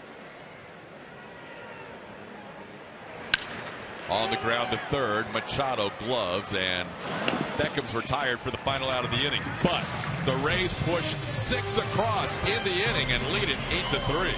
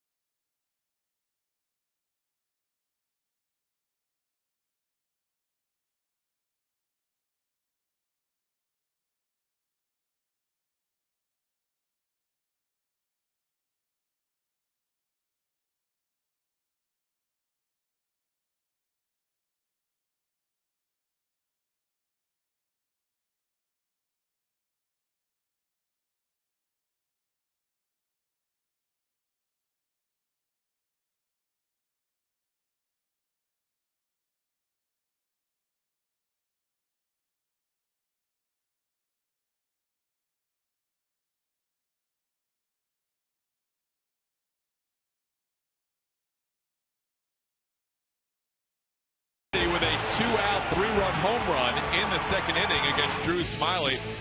And Baltimore had a 3-0 lead. Tim Beckham answered in the bottom half of the second with this line drive, 103 mile an hour off the bat home run to make it a 3-2 game. Then Grady Sizemore cleared the bases. That gave the Rays a 5-3 lead, their first lead of the night. James Loney would add 2 more with a double into the corner, and then this Nick Franklin flare double in the shallow center field would make it 8-3. That's where we stand now as Drew Smyly deals to Chris Davis. Ball 1-0. You can see double barrel action for the Rays in the bullpen with Brandon Gomes and Enny Romero. Smiley's high pitch count on the season in 9 previous starts for the Rays is 100 pitches. He is in the mid-90s right now. On the ground foul, 1-2. Could have been a very frustrating outing for Drew Smyly after that second inning. Was close to getting out of the inning, ended up making 1 bad pitch, and it cost him 3 runs. Instead, a couple of walks and a single since then, and he has not allowed any further scoring for the Orioles. 2-2 the count to Davis.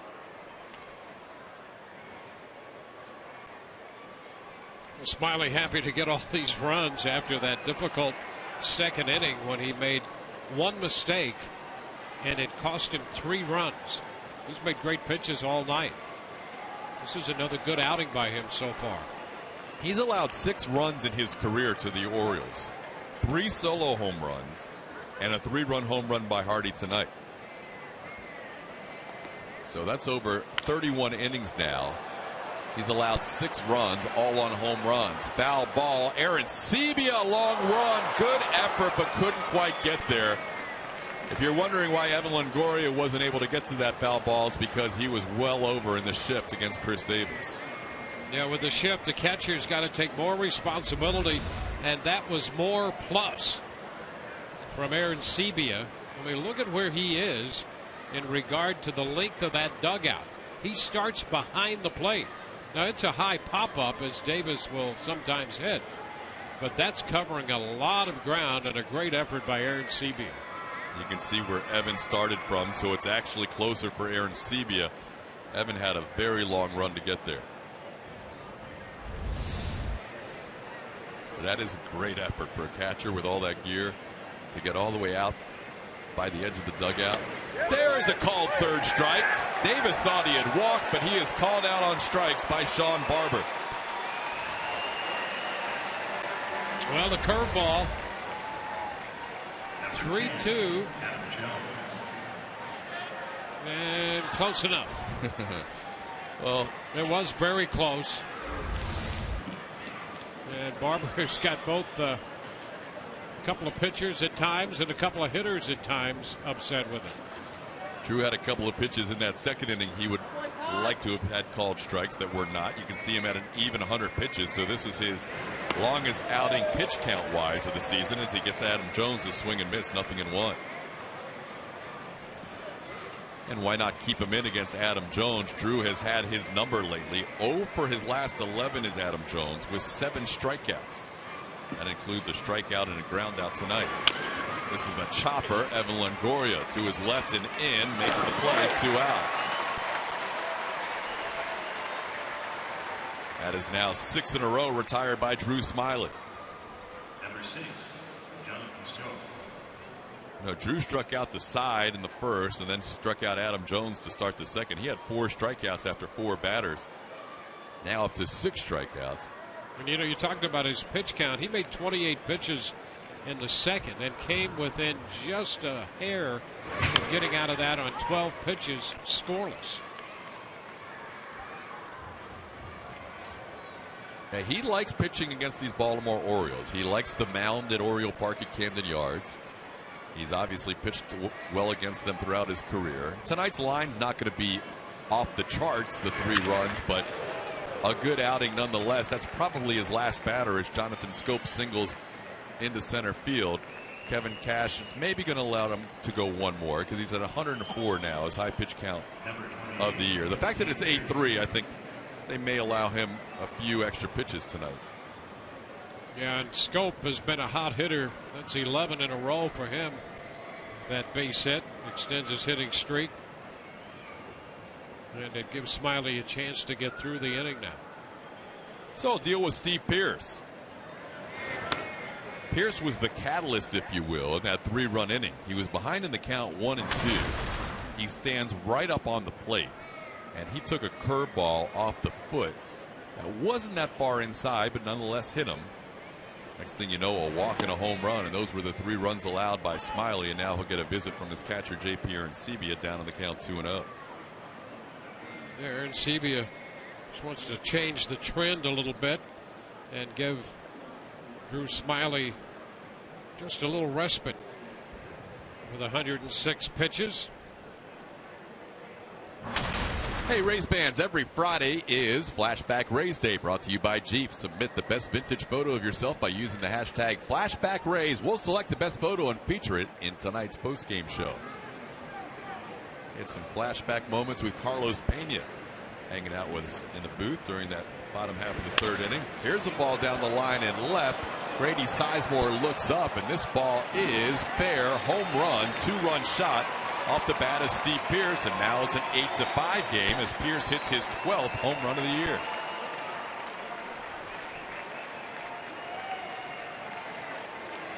Orioles are dangerous throughout the lineup, and Pearce kept that one fair, and that is now the last batter that Drew Smyly will face. Well, he caught all the plate with that one.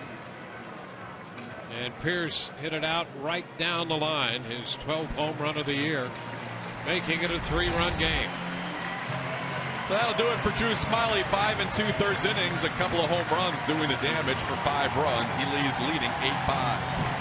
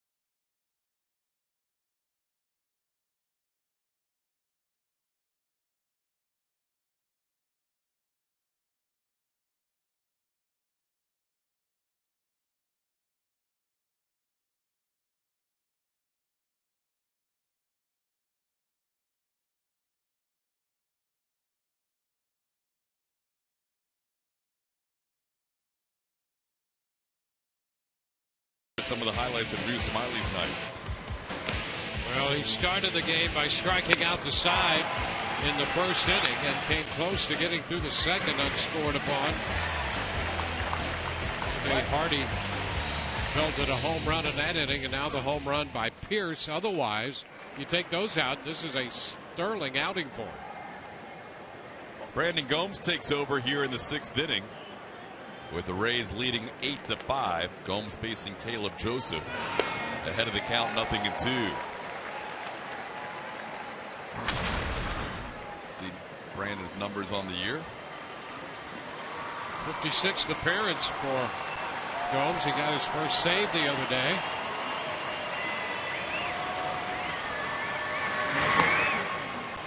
Slider misses away, 1-2.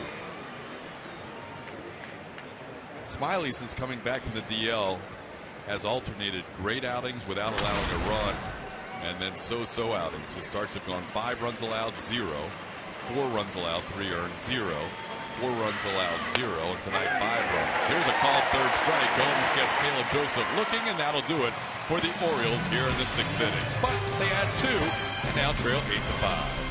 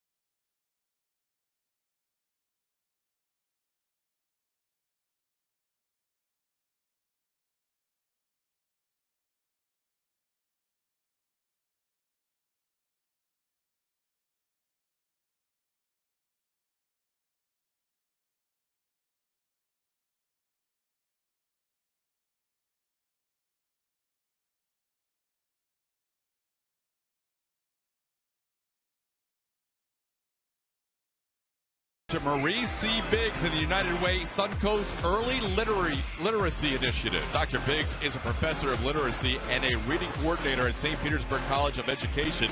Dr. Biggs recruits and trains pre-service teachers who are then placed in summer programs to work with students who are not reading at grade level. We raise up for education. How do you raise up? TJ McFarland is the new pitcher for the Baltimore Orioles on here in the 6th inning. 26th appearance for McFarland.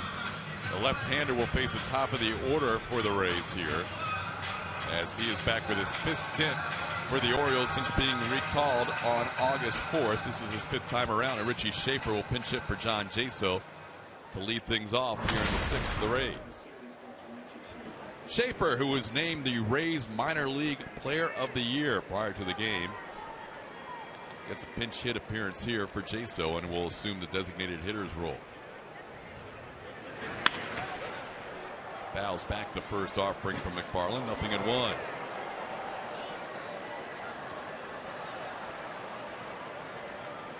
Richie is looking for his first major league pinch hit. 0 for 6 as a pinch hitter so far in his rookie season. Down in the count, 0-2. Only 4 hits for Baltimore, but 2 of them were home runs. A 3-run shot by J.J. Hardy, a 2-run shot by Steve Pearce. The Rays have 8 runs on 10 hits tonight, including a 6-run 5th inning. That 5th inning featured 4 doubles in that inning. Outside, it's 1-2. Yeah, that shows you how fine that line is between a good outing and a very, very good outing. And it could have been that tonight for Smiley. Made a mistake there, 2-0 to Pierce. The 2-run home run. And then after a hit batter and a walk, the home run by Hardy. A couple of bad pitches. That's really been it. Yeah, it's one of those lines that really doesn't tell the whole story. He was better than that line indicates. But unfortunately leaves with 5 2/3 and 5 earned runs. 2-2 pitch is a ball. 3-2 to Richie Schaefer. When McFarland's going well, he'll get a lot of ground balls. 5th in the American League in ground ball percentage coming into tonight. Amongst AL relievers. Schaefer chops one foul. It stays 3-2. Schaefer's never faced McFarland. The guy on deck, Mikey Matuk, has never faced McFarland. Well, Mikey's appreciating this long at bat by Richie to get an extra couple looks at the left-hander.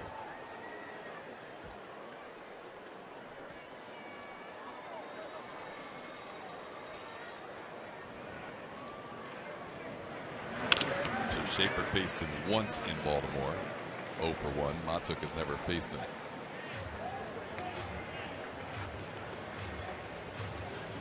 Rays had Brandon Gomes get the final out of the 6th inning in relief of Drew Smiley. Rays still have bullpen action working with Matt Andriese continuing to throw.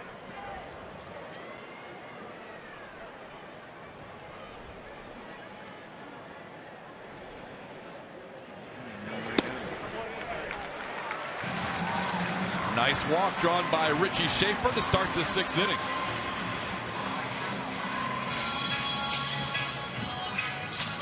Second baseman, Mikey Matuk.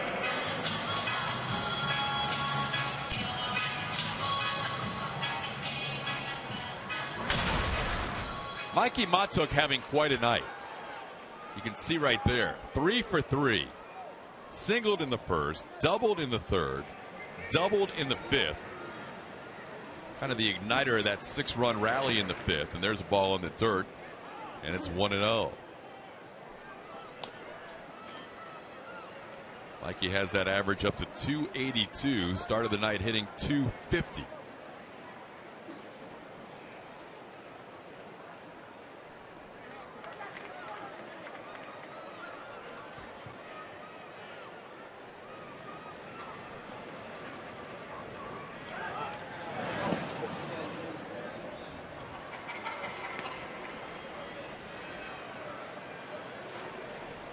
Michael Gibbons warming up in the Orioles bullpen, local product out of Plant High School. Has never pitched here and was looking forward to it with friends and family in attendance here at Tropicana Field. Up and away, 2-0.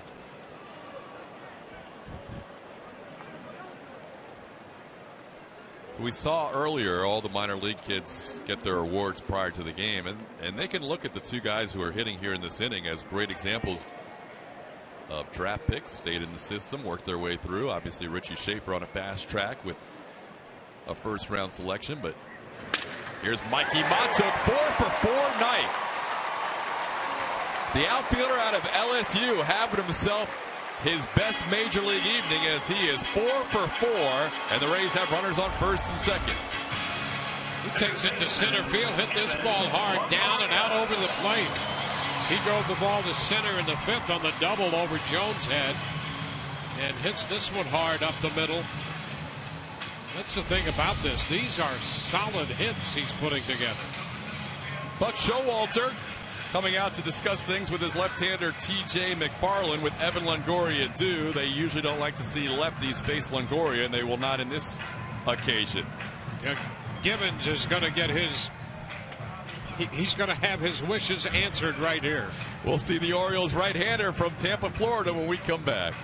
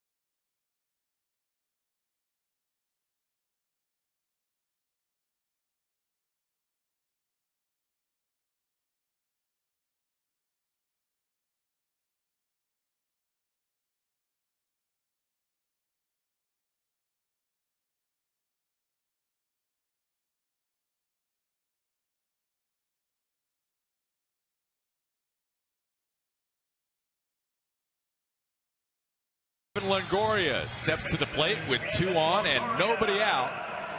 Facing a kid from Plant High School, making his Tropicana Field debut, Michael Gibbons.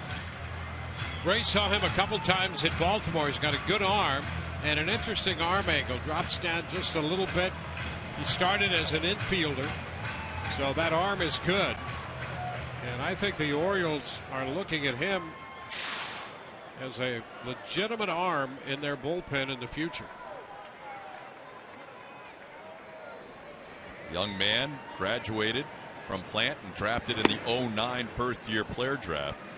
So here's a guy, and you see that arm angle that Dwayne talked about. Here's a guy that was watching the Rays in 2009 raise the banner for the American League Championship of 08 with Evan Longoria and Carlos Pena, who we saw earlier, and others. And now here he is facing Longoria, the first batter he sees at Tropicana Field. It's 2-0. Drafted as a shortstop, spent the first 3 years of the minor leagues as a shortstop, but now a pitcher. Ground ball, gloved by Davis at first, to Hardy for second. The return in time. Nice job by Gibbons finding the bag for the double play. He handled his end of that double play like an infielder. Got to the bag quickly. Took the throw on the move, found the bag.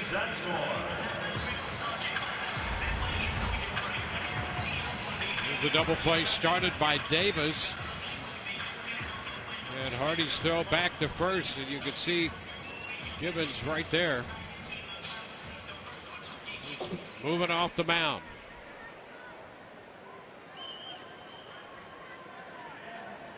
Got a little bit more of the bag maybe than you might want, but got the job done. So here's Grady Sizemore. Bases clearing double his last time up. And he fouls one away, 0-1. Grady picked on the first pitch he saw from Tyler Wilson for that 3 RBI double. That was the last batter Wilson would face tonight. Sizemore faced him in Baltimore and doubled in a run. In the second game he pitched against the Rays. He pitched in back-to-back games.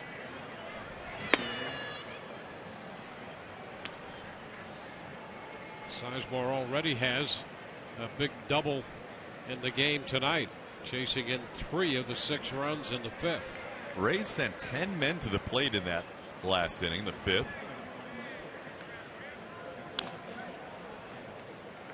1-2 the count to Grady Sizemore. Grady has single, doubled in 3 at bats.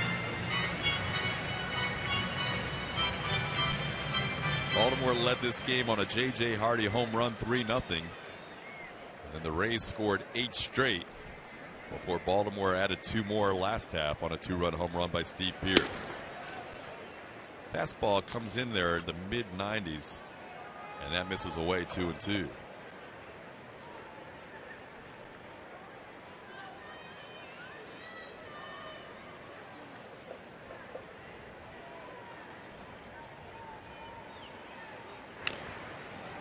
Really worked hard at Gibbons, not only at the minor league level, but in the Arizona Fall League with that transition. Said whatever it takes. Never easy for a hitter to give up playing a position and playing every day, but the Orioles convinced him this was his better road to the major leagues, and they have been proven right.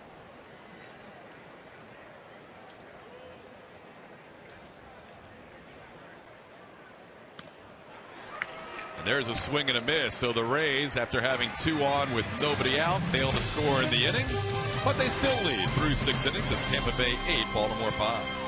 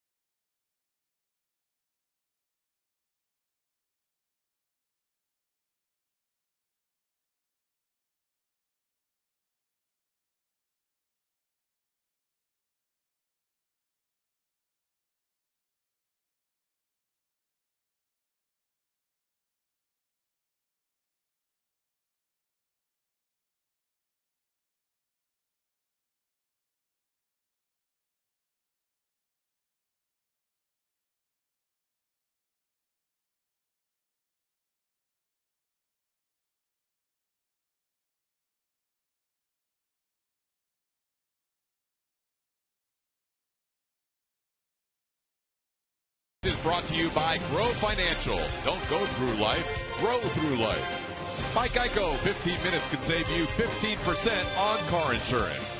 And by Checkers, epic meals, epic deals.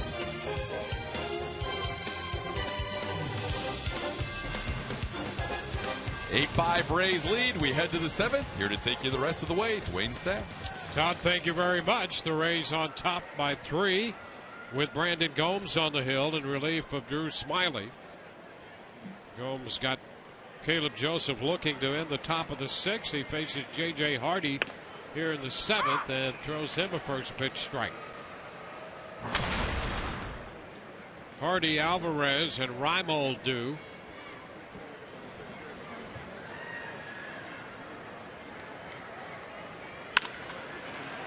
This one up the middle, and right there is Franklin stationed on the shortstop side of second. So with the shift, Franklin, the second baseman, throws out Hardy. One away. Matt Andriese had been up in the Rays bullpen. He's now down. Eddie Romero is back up in the bullpen. It's been fun watching him master that big fastball he has. Ariel Alvarez takes the first pitch strike.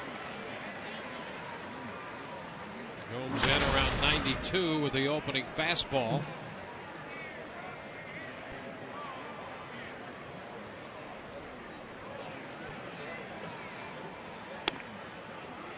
It's 1-1.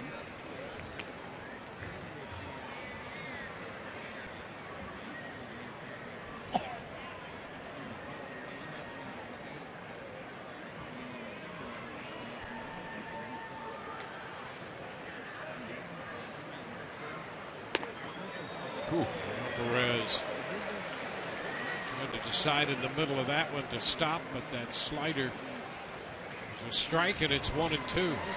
Watch this swing. This is a young kid seeing Brandon Gomes' slider and saying, whoa, where did that movement come from? Well, good that last pitch, even better this one. He strikes him out with the slider. 2 up and 2 down.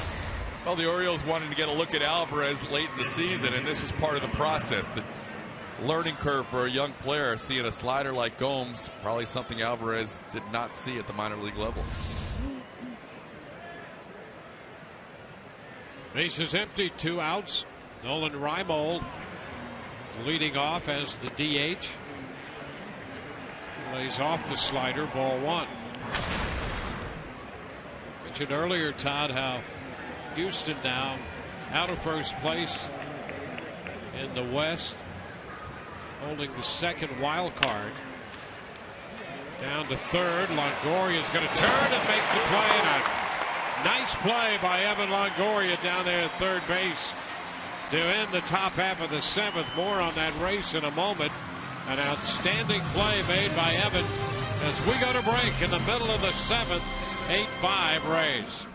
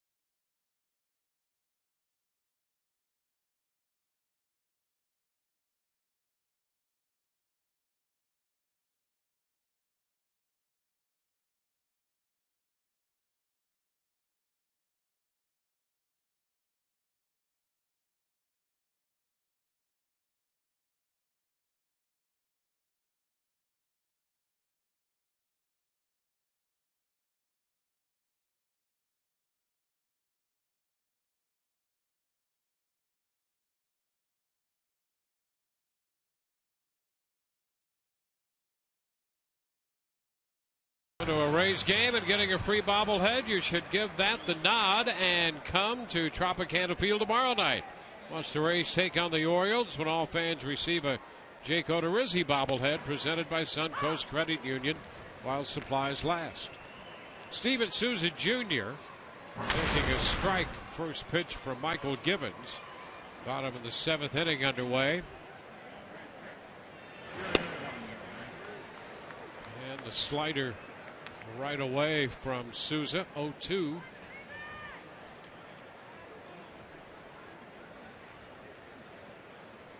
Givens a nice job for Baltimore in the 6th. A double play ball and a strikeout after entering with men at first and second, and nobody out. Got out of it, stranding Schaefer down at third. It's ahead of Souza 1-2.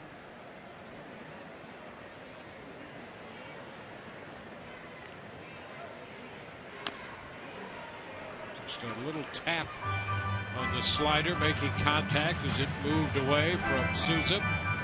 Steve Geltz up in the Rays bullpen. Smiley went 5 2/3. Gomes finished off the 6th and worked the 7th. And right back at Givens. A line drive, and Givens with that quick glove got it up there and made the catch. That's a nice at bat by Souza Jr. that ends up with an 0 for against Givens, but he hit a bullet against a guy who can be really tough on righties. Watch this. Givens gets spun around with that backhanded catch. That was a reflex and reaction play, and that should have been a base hit for Souza. Unfortunately, you've got a shortstop turned pitcher on the mound.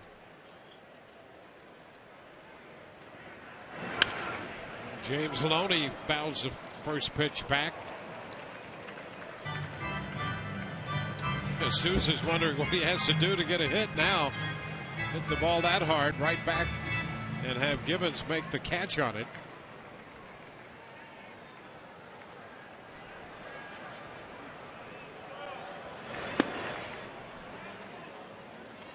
One and one. Exactly how hard do you have to hit the ball to get a hit? Couple change-ups here to Loney. You see that fastball, the slider, and the change.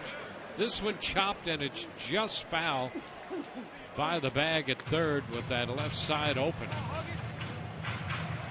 The Rays have 2 of those choppers that have gone through. One off the bat of Sizemore, one off the bat of Jaso. Now with 2 strikes, they shift out around a little more, so Hardy's on the third base side of the bag at second, and Machado's closer to the hole. And a bouncer foul outside of first.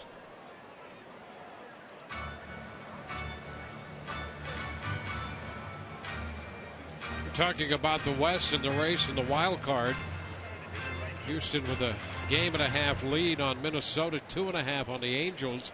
Angels and the Twins were scheduled to play in Minneapolis, and that game has been postponed, rained out. And a look there. Loney thought it might have been low. Called out on strikes. If it was a strike, it was a perfectly placed strike at the knees on the corner. We'll see if it catches a piece of the plate. Yeah, just off. That's a tough pitch. You're not going to do anything with that. That's about a perfect pitch there for Givens. 2 gone. J.P. Arancibia. A couple of those pitches, though, in the second inning were not given to Smiley. That's right. Oh, James Loney's probably like, well, you saw Beckham there greet him, shaking his head, too.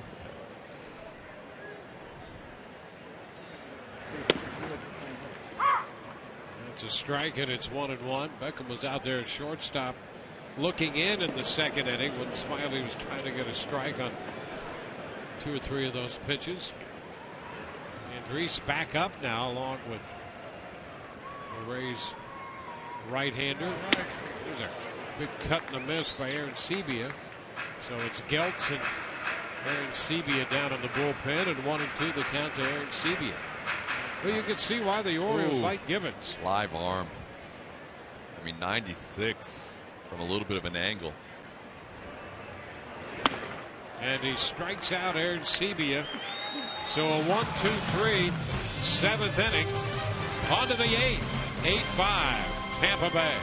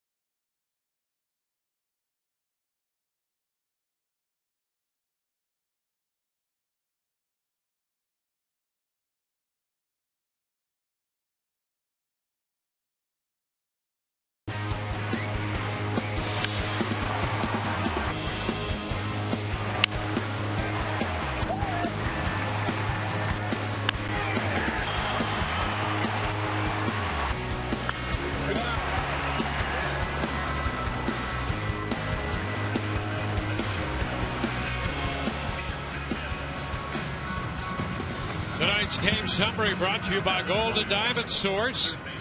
Rays with a 6-run fifth, grabbing the lead. It's 8-5 as we go to the 8th. Tim Beckham had a 2-run home run back in the 2nd. And in that 6-run fifth, Grady Sizemore, a double with the bases loaded, driving in 3. And on to the 8th inning we go. The Rays bring on Steve Geltz. Smiley for 5 2/3. Brandon Gomes for an inning and a third. And Steve Geltz on for the 67th time. Already a club record. He's beginning a little bit more of a breather in the second half, but that's not saying much because he was used often in that first half. Machado takes a strike on the outside corner of fastball. Geltz last worked on Sunday in the Boston series. 2/3 of an inning, gave up a couple of hits, no runs, and struck out 2. And he's ahead 0-2 here against Machado. Kevin Jepson, the former Ray, now with the Twins, has 69 appearances. This is 67 now for Geltz, along with Justin Wilson and Joe Smith. A ball, 2 strikes.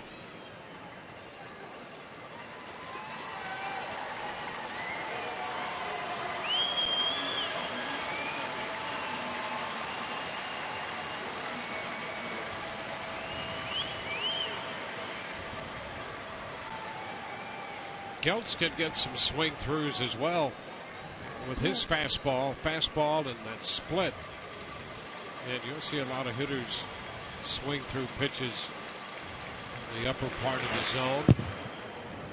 This fastball down, it's 2-2.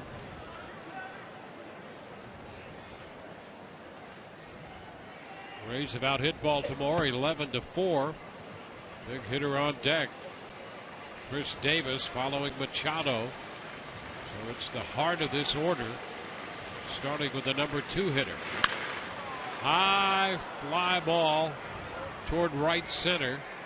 Souza Jr. is there. 1 away. Tonight's cold hard facts are brought to you by Clean Crisp Coors Light. the 30-plus home run seasons with Baltimore. Eddie Murray topping that list with 5. Rafael Palmeiro and Boog Powell with 4. And then Frank Robinson 3. Chris Davis now has 3. 42 home runs this year.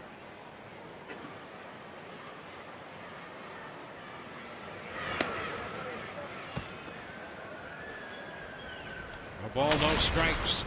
Saw that American League chart for the top relievers in games pitched. It's been 15 years since a rookie led the league in appearances. That was a lefty with the White Sox, Kelly Wunsch. He was more of a situational guy, didn't necessarily go an inning at a time. Geltz is pretty much average about an inning an outing. I'll tell you, it's been a significant workload for Steve Geltz, and for the most part, he's been right there up for the challenge. And that's not easy. What he's done this year has not been easy. 2-1. You have to attribute some of that to pitching when it's 32 degrees in high school in rain and sleet and snow, and that's what he did growing up.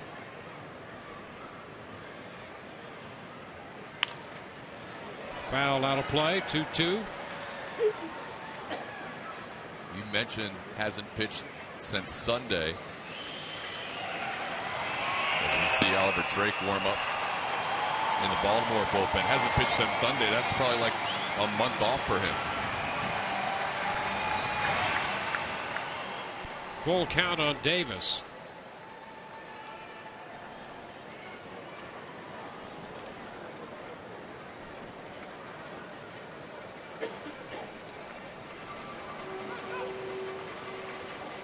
Adam Jones on deck.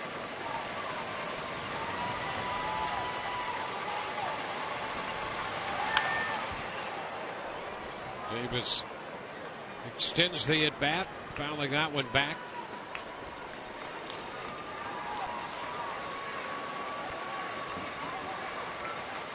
Davis has 198 career home runs.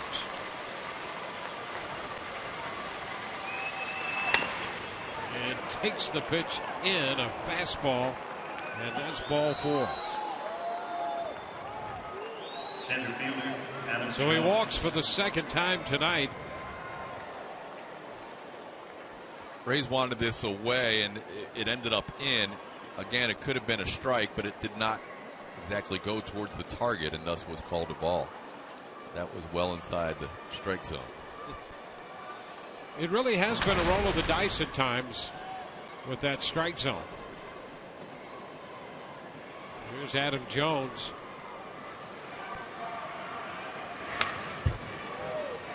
Good cut, he fouls it. Fastball, strike 1.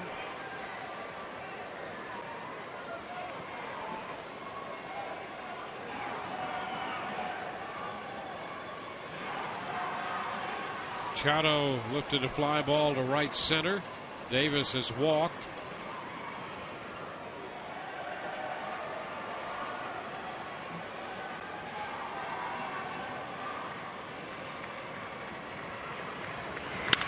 Ground ball shortstop. Beckham Franklin 1, first base 2. Well, the Rays turn the double play. Beckham and Franklin to Loney. Bottom of the 8th coming, 8-5 Rays.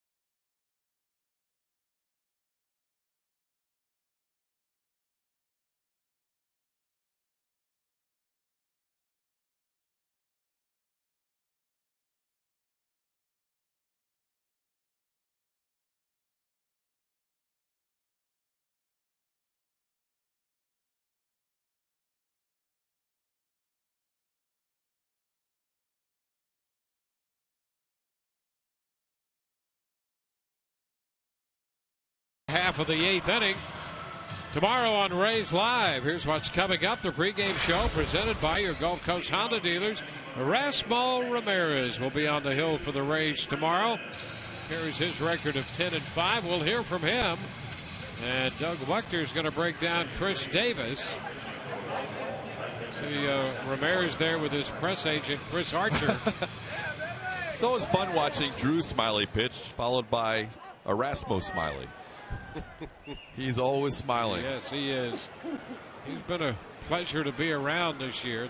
That's been a great side story here of the Rays.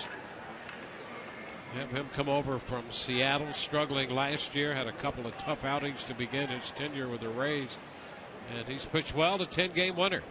Oliver Drake in the game now for Baltimore, and Franklin and Beckham will open this inning, followed by Schaefer.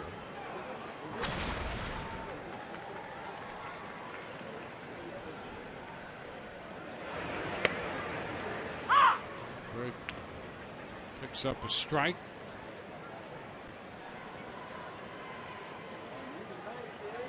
Wilson, Rowe, McFarland, and Gibbons.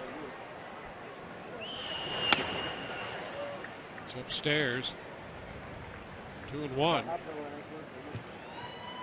Nice job by Gibbons. He came in with a couple men on base, threw a double play ball, 2 scoreless innings, and 3 strikeouts.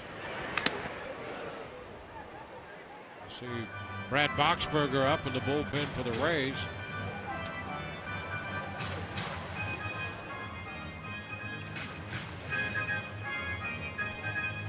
Brad's had his share of 1-run save opportunities throughout the year, so he's hoping to have a nice 3-run or more cushion going to the 9th.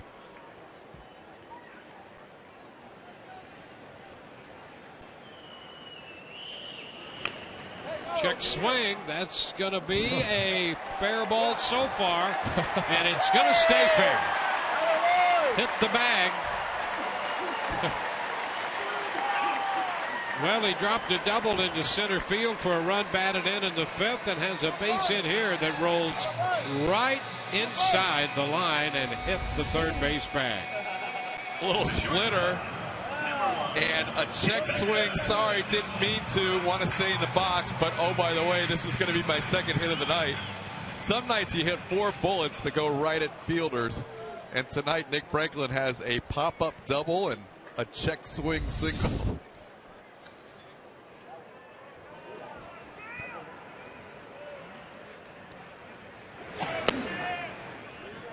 Tim Beckham takes the pitch low. Beckham got the Rays offense started with a home run. He hit that one out toward left center field, and at the time made it a 3-2 game. Rays were down 3-0 at the time. You know, that was a big. It really was. It really was, Dwayne. I think back to some of the struggles the Rays have had the last few weeks, and a lot of times they have scored runs and then not had a shutdown inning right after that. And that could be a big deflator, and I think that was the case tonight. Baltimore gets the 3 in the top of the second, and boom, Tim Beckham answers with 2 in the bottom half of the second.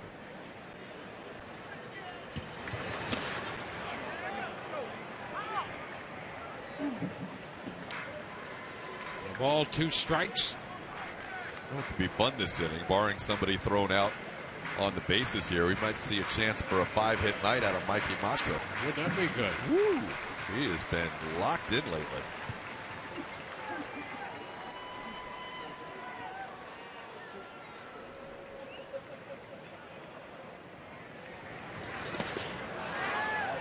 And a chase there by Beckham.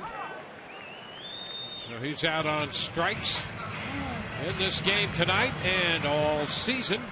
Tires Plus donates $100 to the Pediatric Cancer Foundation for every Tampa Bay Rays home run televised on Sun Sports.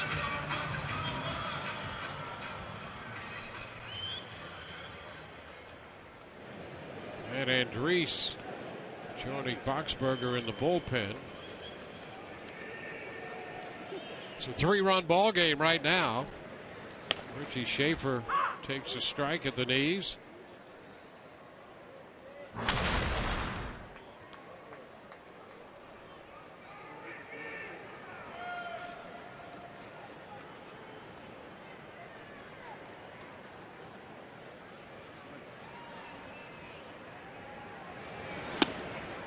Too low, 1-1.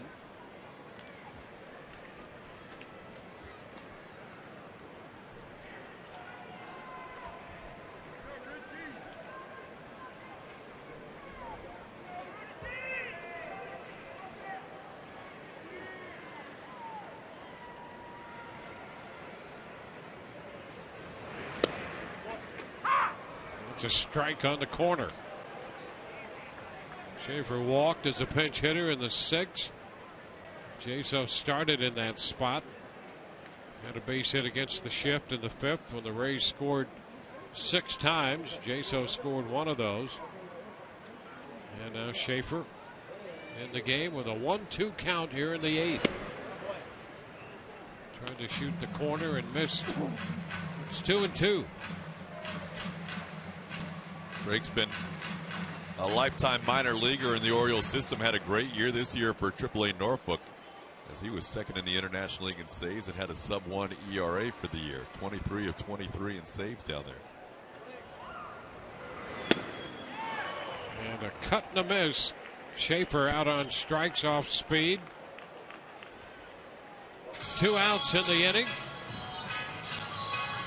Well, kids, come cap off a great September weekend at the ballpark Sunday when the Rays take on the Orioles. And kids 14 and under in attendance receive a Rays knitted cap while supplies last. For tickets, call 888-FAN-RAYS or visit RaysBaseball.com. Rays up.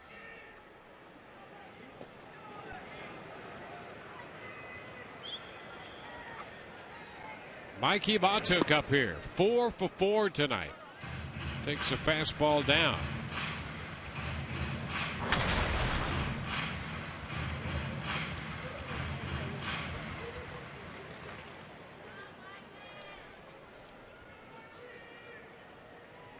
Singled in the 1st, he doubled in the 3rd, doubled in the 5th, and singled in the 6th. Batting again in the 8th. Takes a strike, it's 1-1. Matuk now hitting .292 on the year. And look at that over his last 11 games. .424. Into the dirt. It's 2-1. Come on, guys. Have to pitch tomorrow.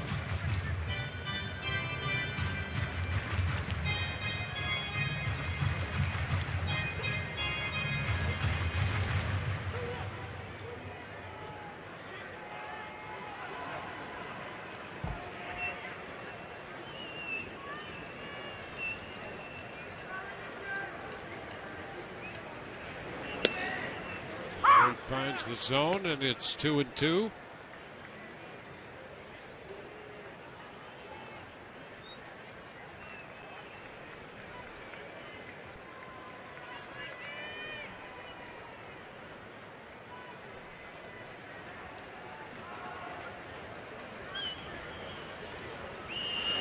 Ground ball deep in the hole, base hit to left. Hit number 5 for Mikey Matuk tonight. He is 5 for 5. Hit an off-speed pitch through the hole between short and 3rd. Just out of the reach of J.J. Hardy. 5 for 5 from Mikey Matuk. Little splitter on 2-2, and he stays with it. Pretty good pitch down below the knees, and quite a night. Mikey Matuk will never forget this evening. A 5-hit performance. Last Ray to have 5 hits in a game was Matt Joyce at the end of June in 2014. That was also against Baltimore. And a 5 for 5 night for Mikey Matuk here in this game.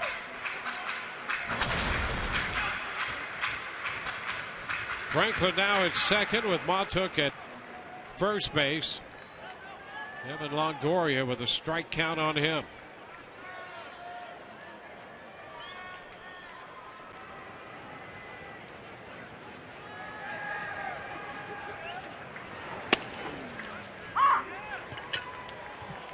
Two. It's the 8th time the Rays have had a hitter with 5 hits in a game. First time a rookie has done it. Mikey Matuk, 5 out of 5 tonight.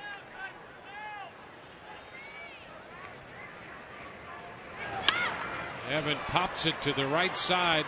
Scope out from second base makes the catch. So the Rays with a couple hits lead 2, and we go to the ninth. 8-5 Tampa Bay.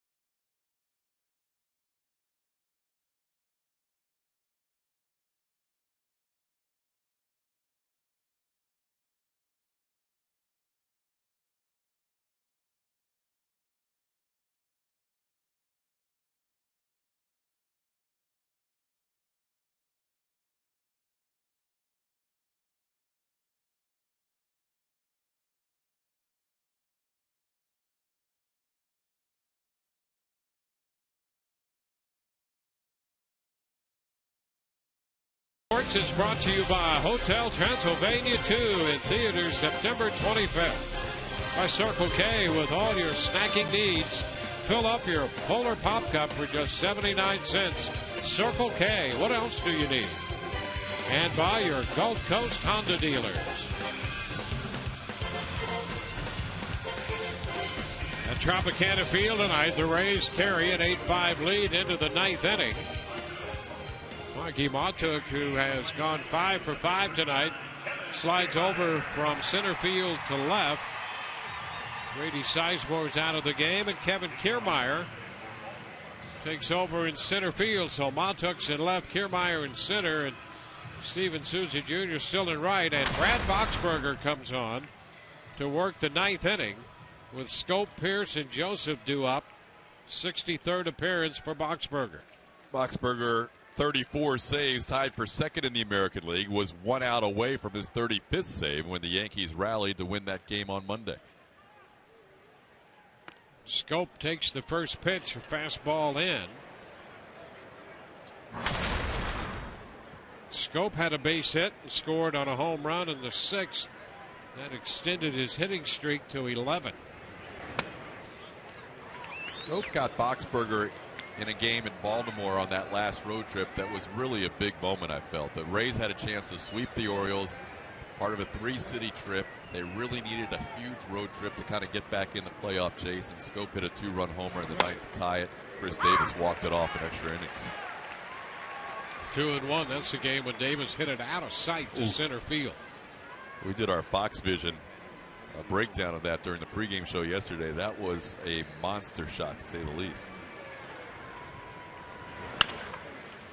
Down to third. Gregorius' throw is right there to Loney. So 1 away here in the ninth inning. Let's check in with Rich Hollenberg right now. Rich?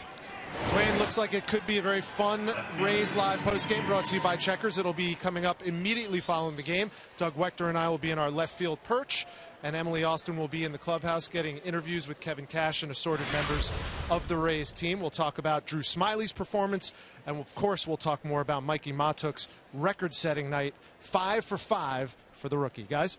All right, thank you very much. Look forward to that. Rays Live, the postgame. Want to know the count? Steve Pierce and Drew Smyly's line's going to be 5 2/3 with 107 pitches and 5 runs, but he pitched a lot better than that. Touched by a couple of home runs, a couple of bad pitches, and it hurt the line. But if the Rays can get the next 2 outs, he's in a position to win. There's a shot to left off the bat of Pierce. and that's going to get out of here. Pierce hits a fastball out. That makes it 8-6. That's 6 runs on 5 hits. Pierce has 2 home runs. Hardy hit a 3-run home run. Catcher, Caleb Joseph. Caleb Joseph had a single, and Scope had a single. That's been it. They wanted this on the outer half. Instead, it was on the inner half, and Steve Pierce, his 2nd home run of the game. He has 13 home runs on the year, and 4 of them have come against Rays pitching. Joseph fouls it back. That's a strike. 13 home runs in 77 games for Pierce.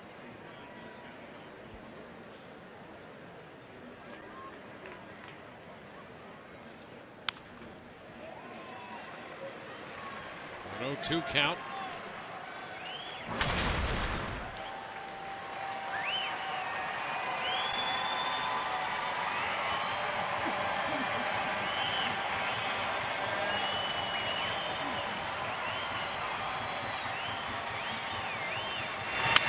Pitch in on him. Boy, did he get it in. Broke his bat, and Loney takes care of that little soft popper down to first. You talk about a guy getting jammed. This is getting deep into the kitchen. This is in on the hands, and Joseph could barely get through that.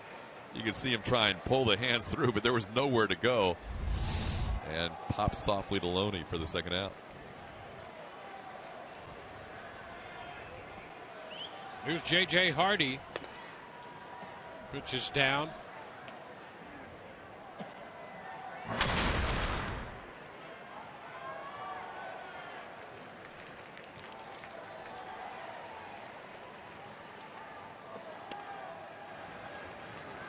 Well, Hardy hit the 3-run home run after Pierce had been hit by a pitch, and Joseph walked on 4 pitches. That all came with 2 outs back in the 2nd. It's a strike. It's 2-1. Gerardo Parra is on deck.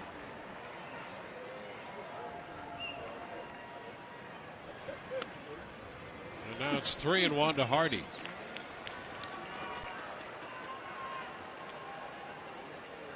Boxberger's pitched so many late and close situations, the most percentage-wise in the major leagues. Tonight he had a 3-run lead. He does not want to see the tying run come to the plate.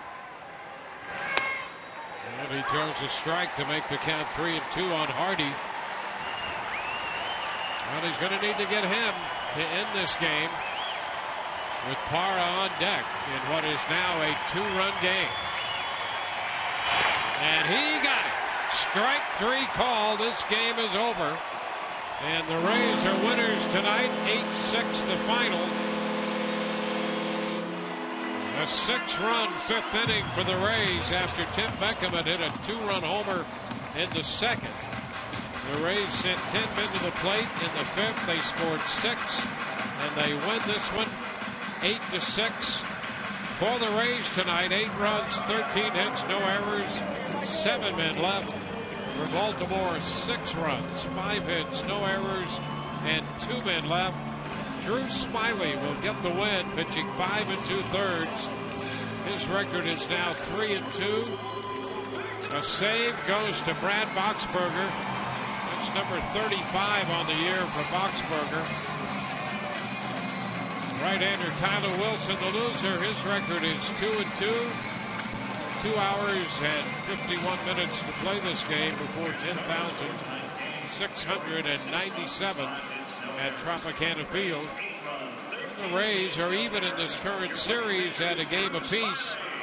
8-9 on the year against Baltimore, and they pick up their 71st victory of the year. Big night for Mikey Matuk.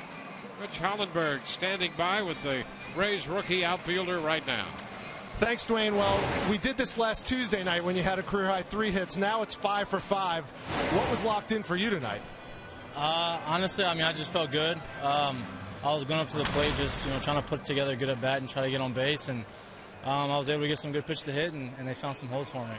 On a night like tonight, you get a win against an AL East division rival, but maybe a side important fact is that some of your Durham teammates are also here in attendance to collect some awards. Extra special that you got to do it in front of some of those guys?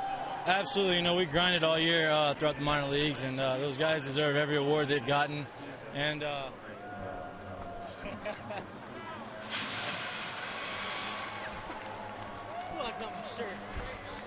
that was straight ice. That's, I guess, when you get 5 hits in a game, you get straight ice, right? Yeah, no, they deserve all the accolades they got, and you know, they carried us a lot of the way. Snell pitched well. Ricker came up there and gave us a spark, and obviously Mater was our MVP. So, you know, that speaks for himself. And then obviously Schaefer does his deal. But you know, like I said, it's great that they're here, and I was glad that I could show off for them. 15 games left in this season. Right now, you're still technically in the playoff hunt, but there's obviously no quit in this team. We're seeing hustle. We're seeing a lot of heart. What's it like to be in this clubhouse right now?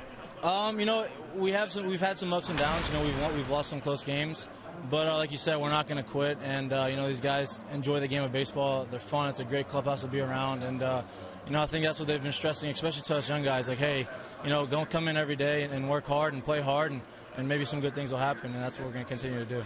Maybe you brought some good karma to your LSU Tigers playing Auburn tomorrow? Absolutely. I don't think they need karma. I think they'll be all right. Mikey Matuk, fresh off 5 hits, a career high for the rookie. Guys, back up to you. All right, Rich, thank you. A great night for Mikey Matuk, and the Rays win this one 8-6 over the Baltimore Orioles. For Tom Callis and the rest of our crew, this is Dwayne Stats. Great to have you with us. Hope you've enjoyed the telecast. Rays are winners tonight. We'll be with you tomorrow at 5:30. Our coverage on Sun Sports begins when Erasmo Ramirez goes to the mound against Wei-Yin Chen. Rays Live, the postgame presented by Checkers, coming your way next.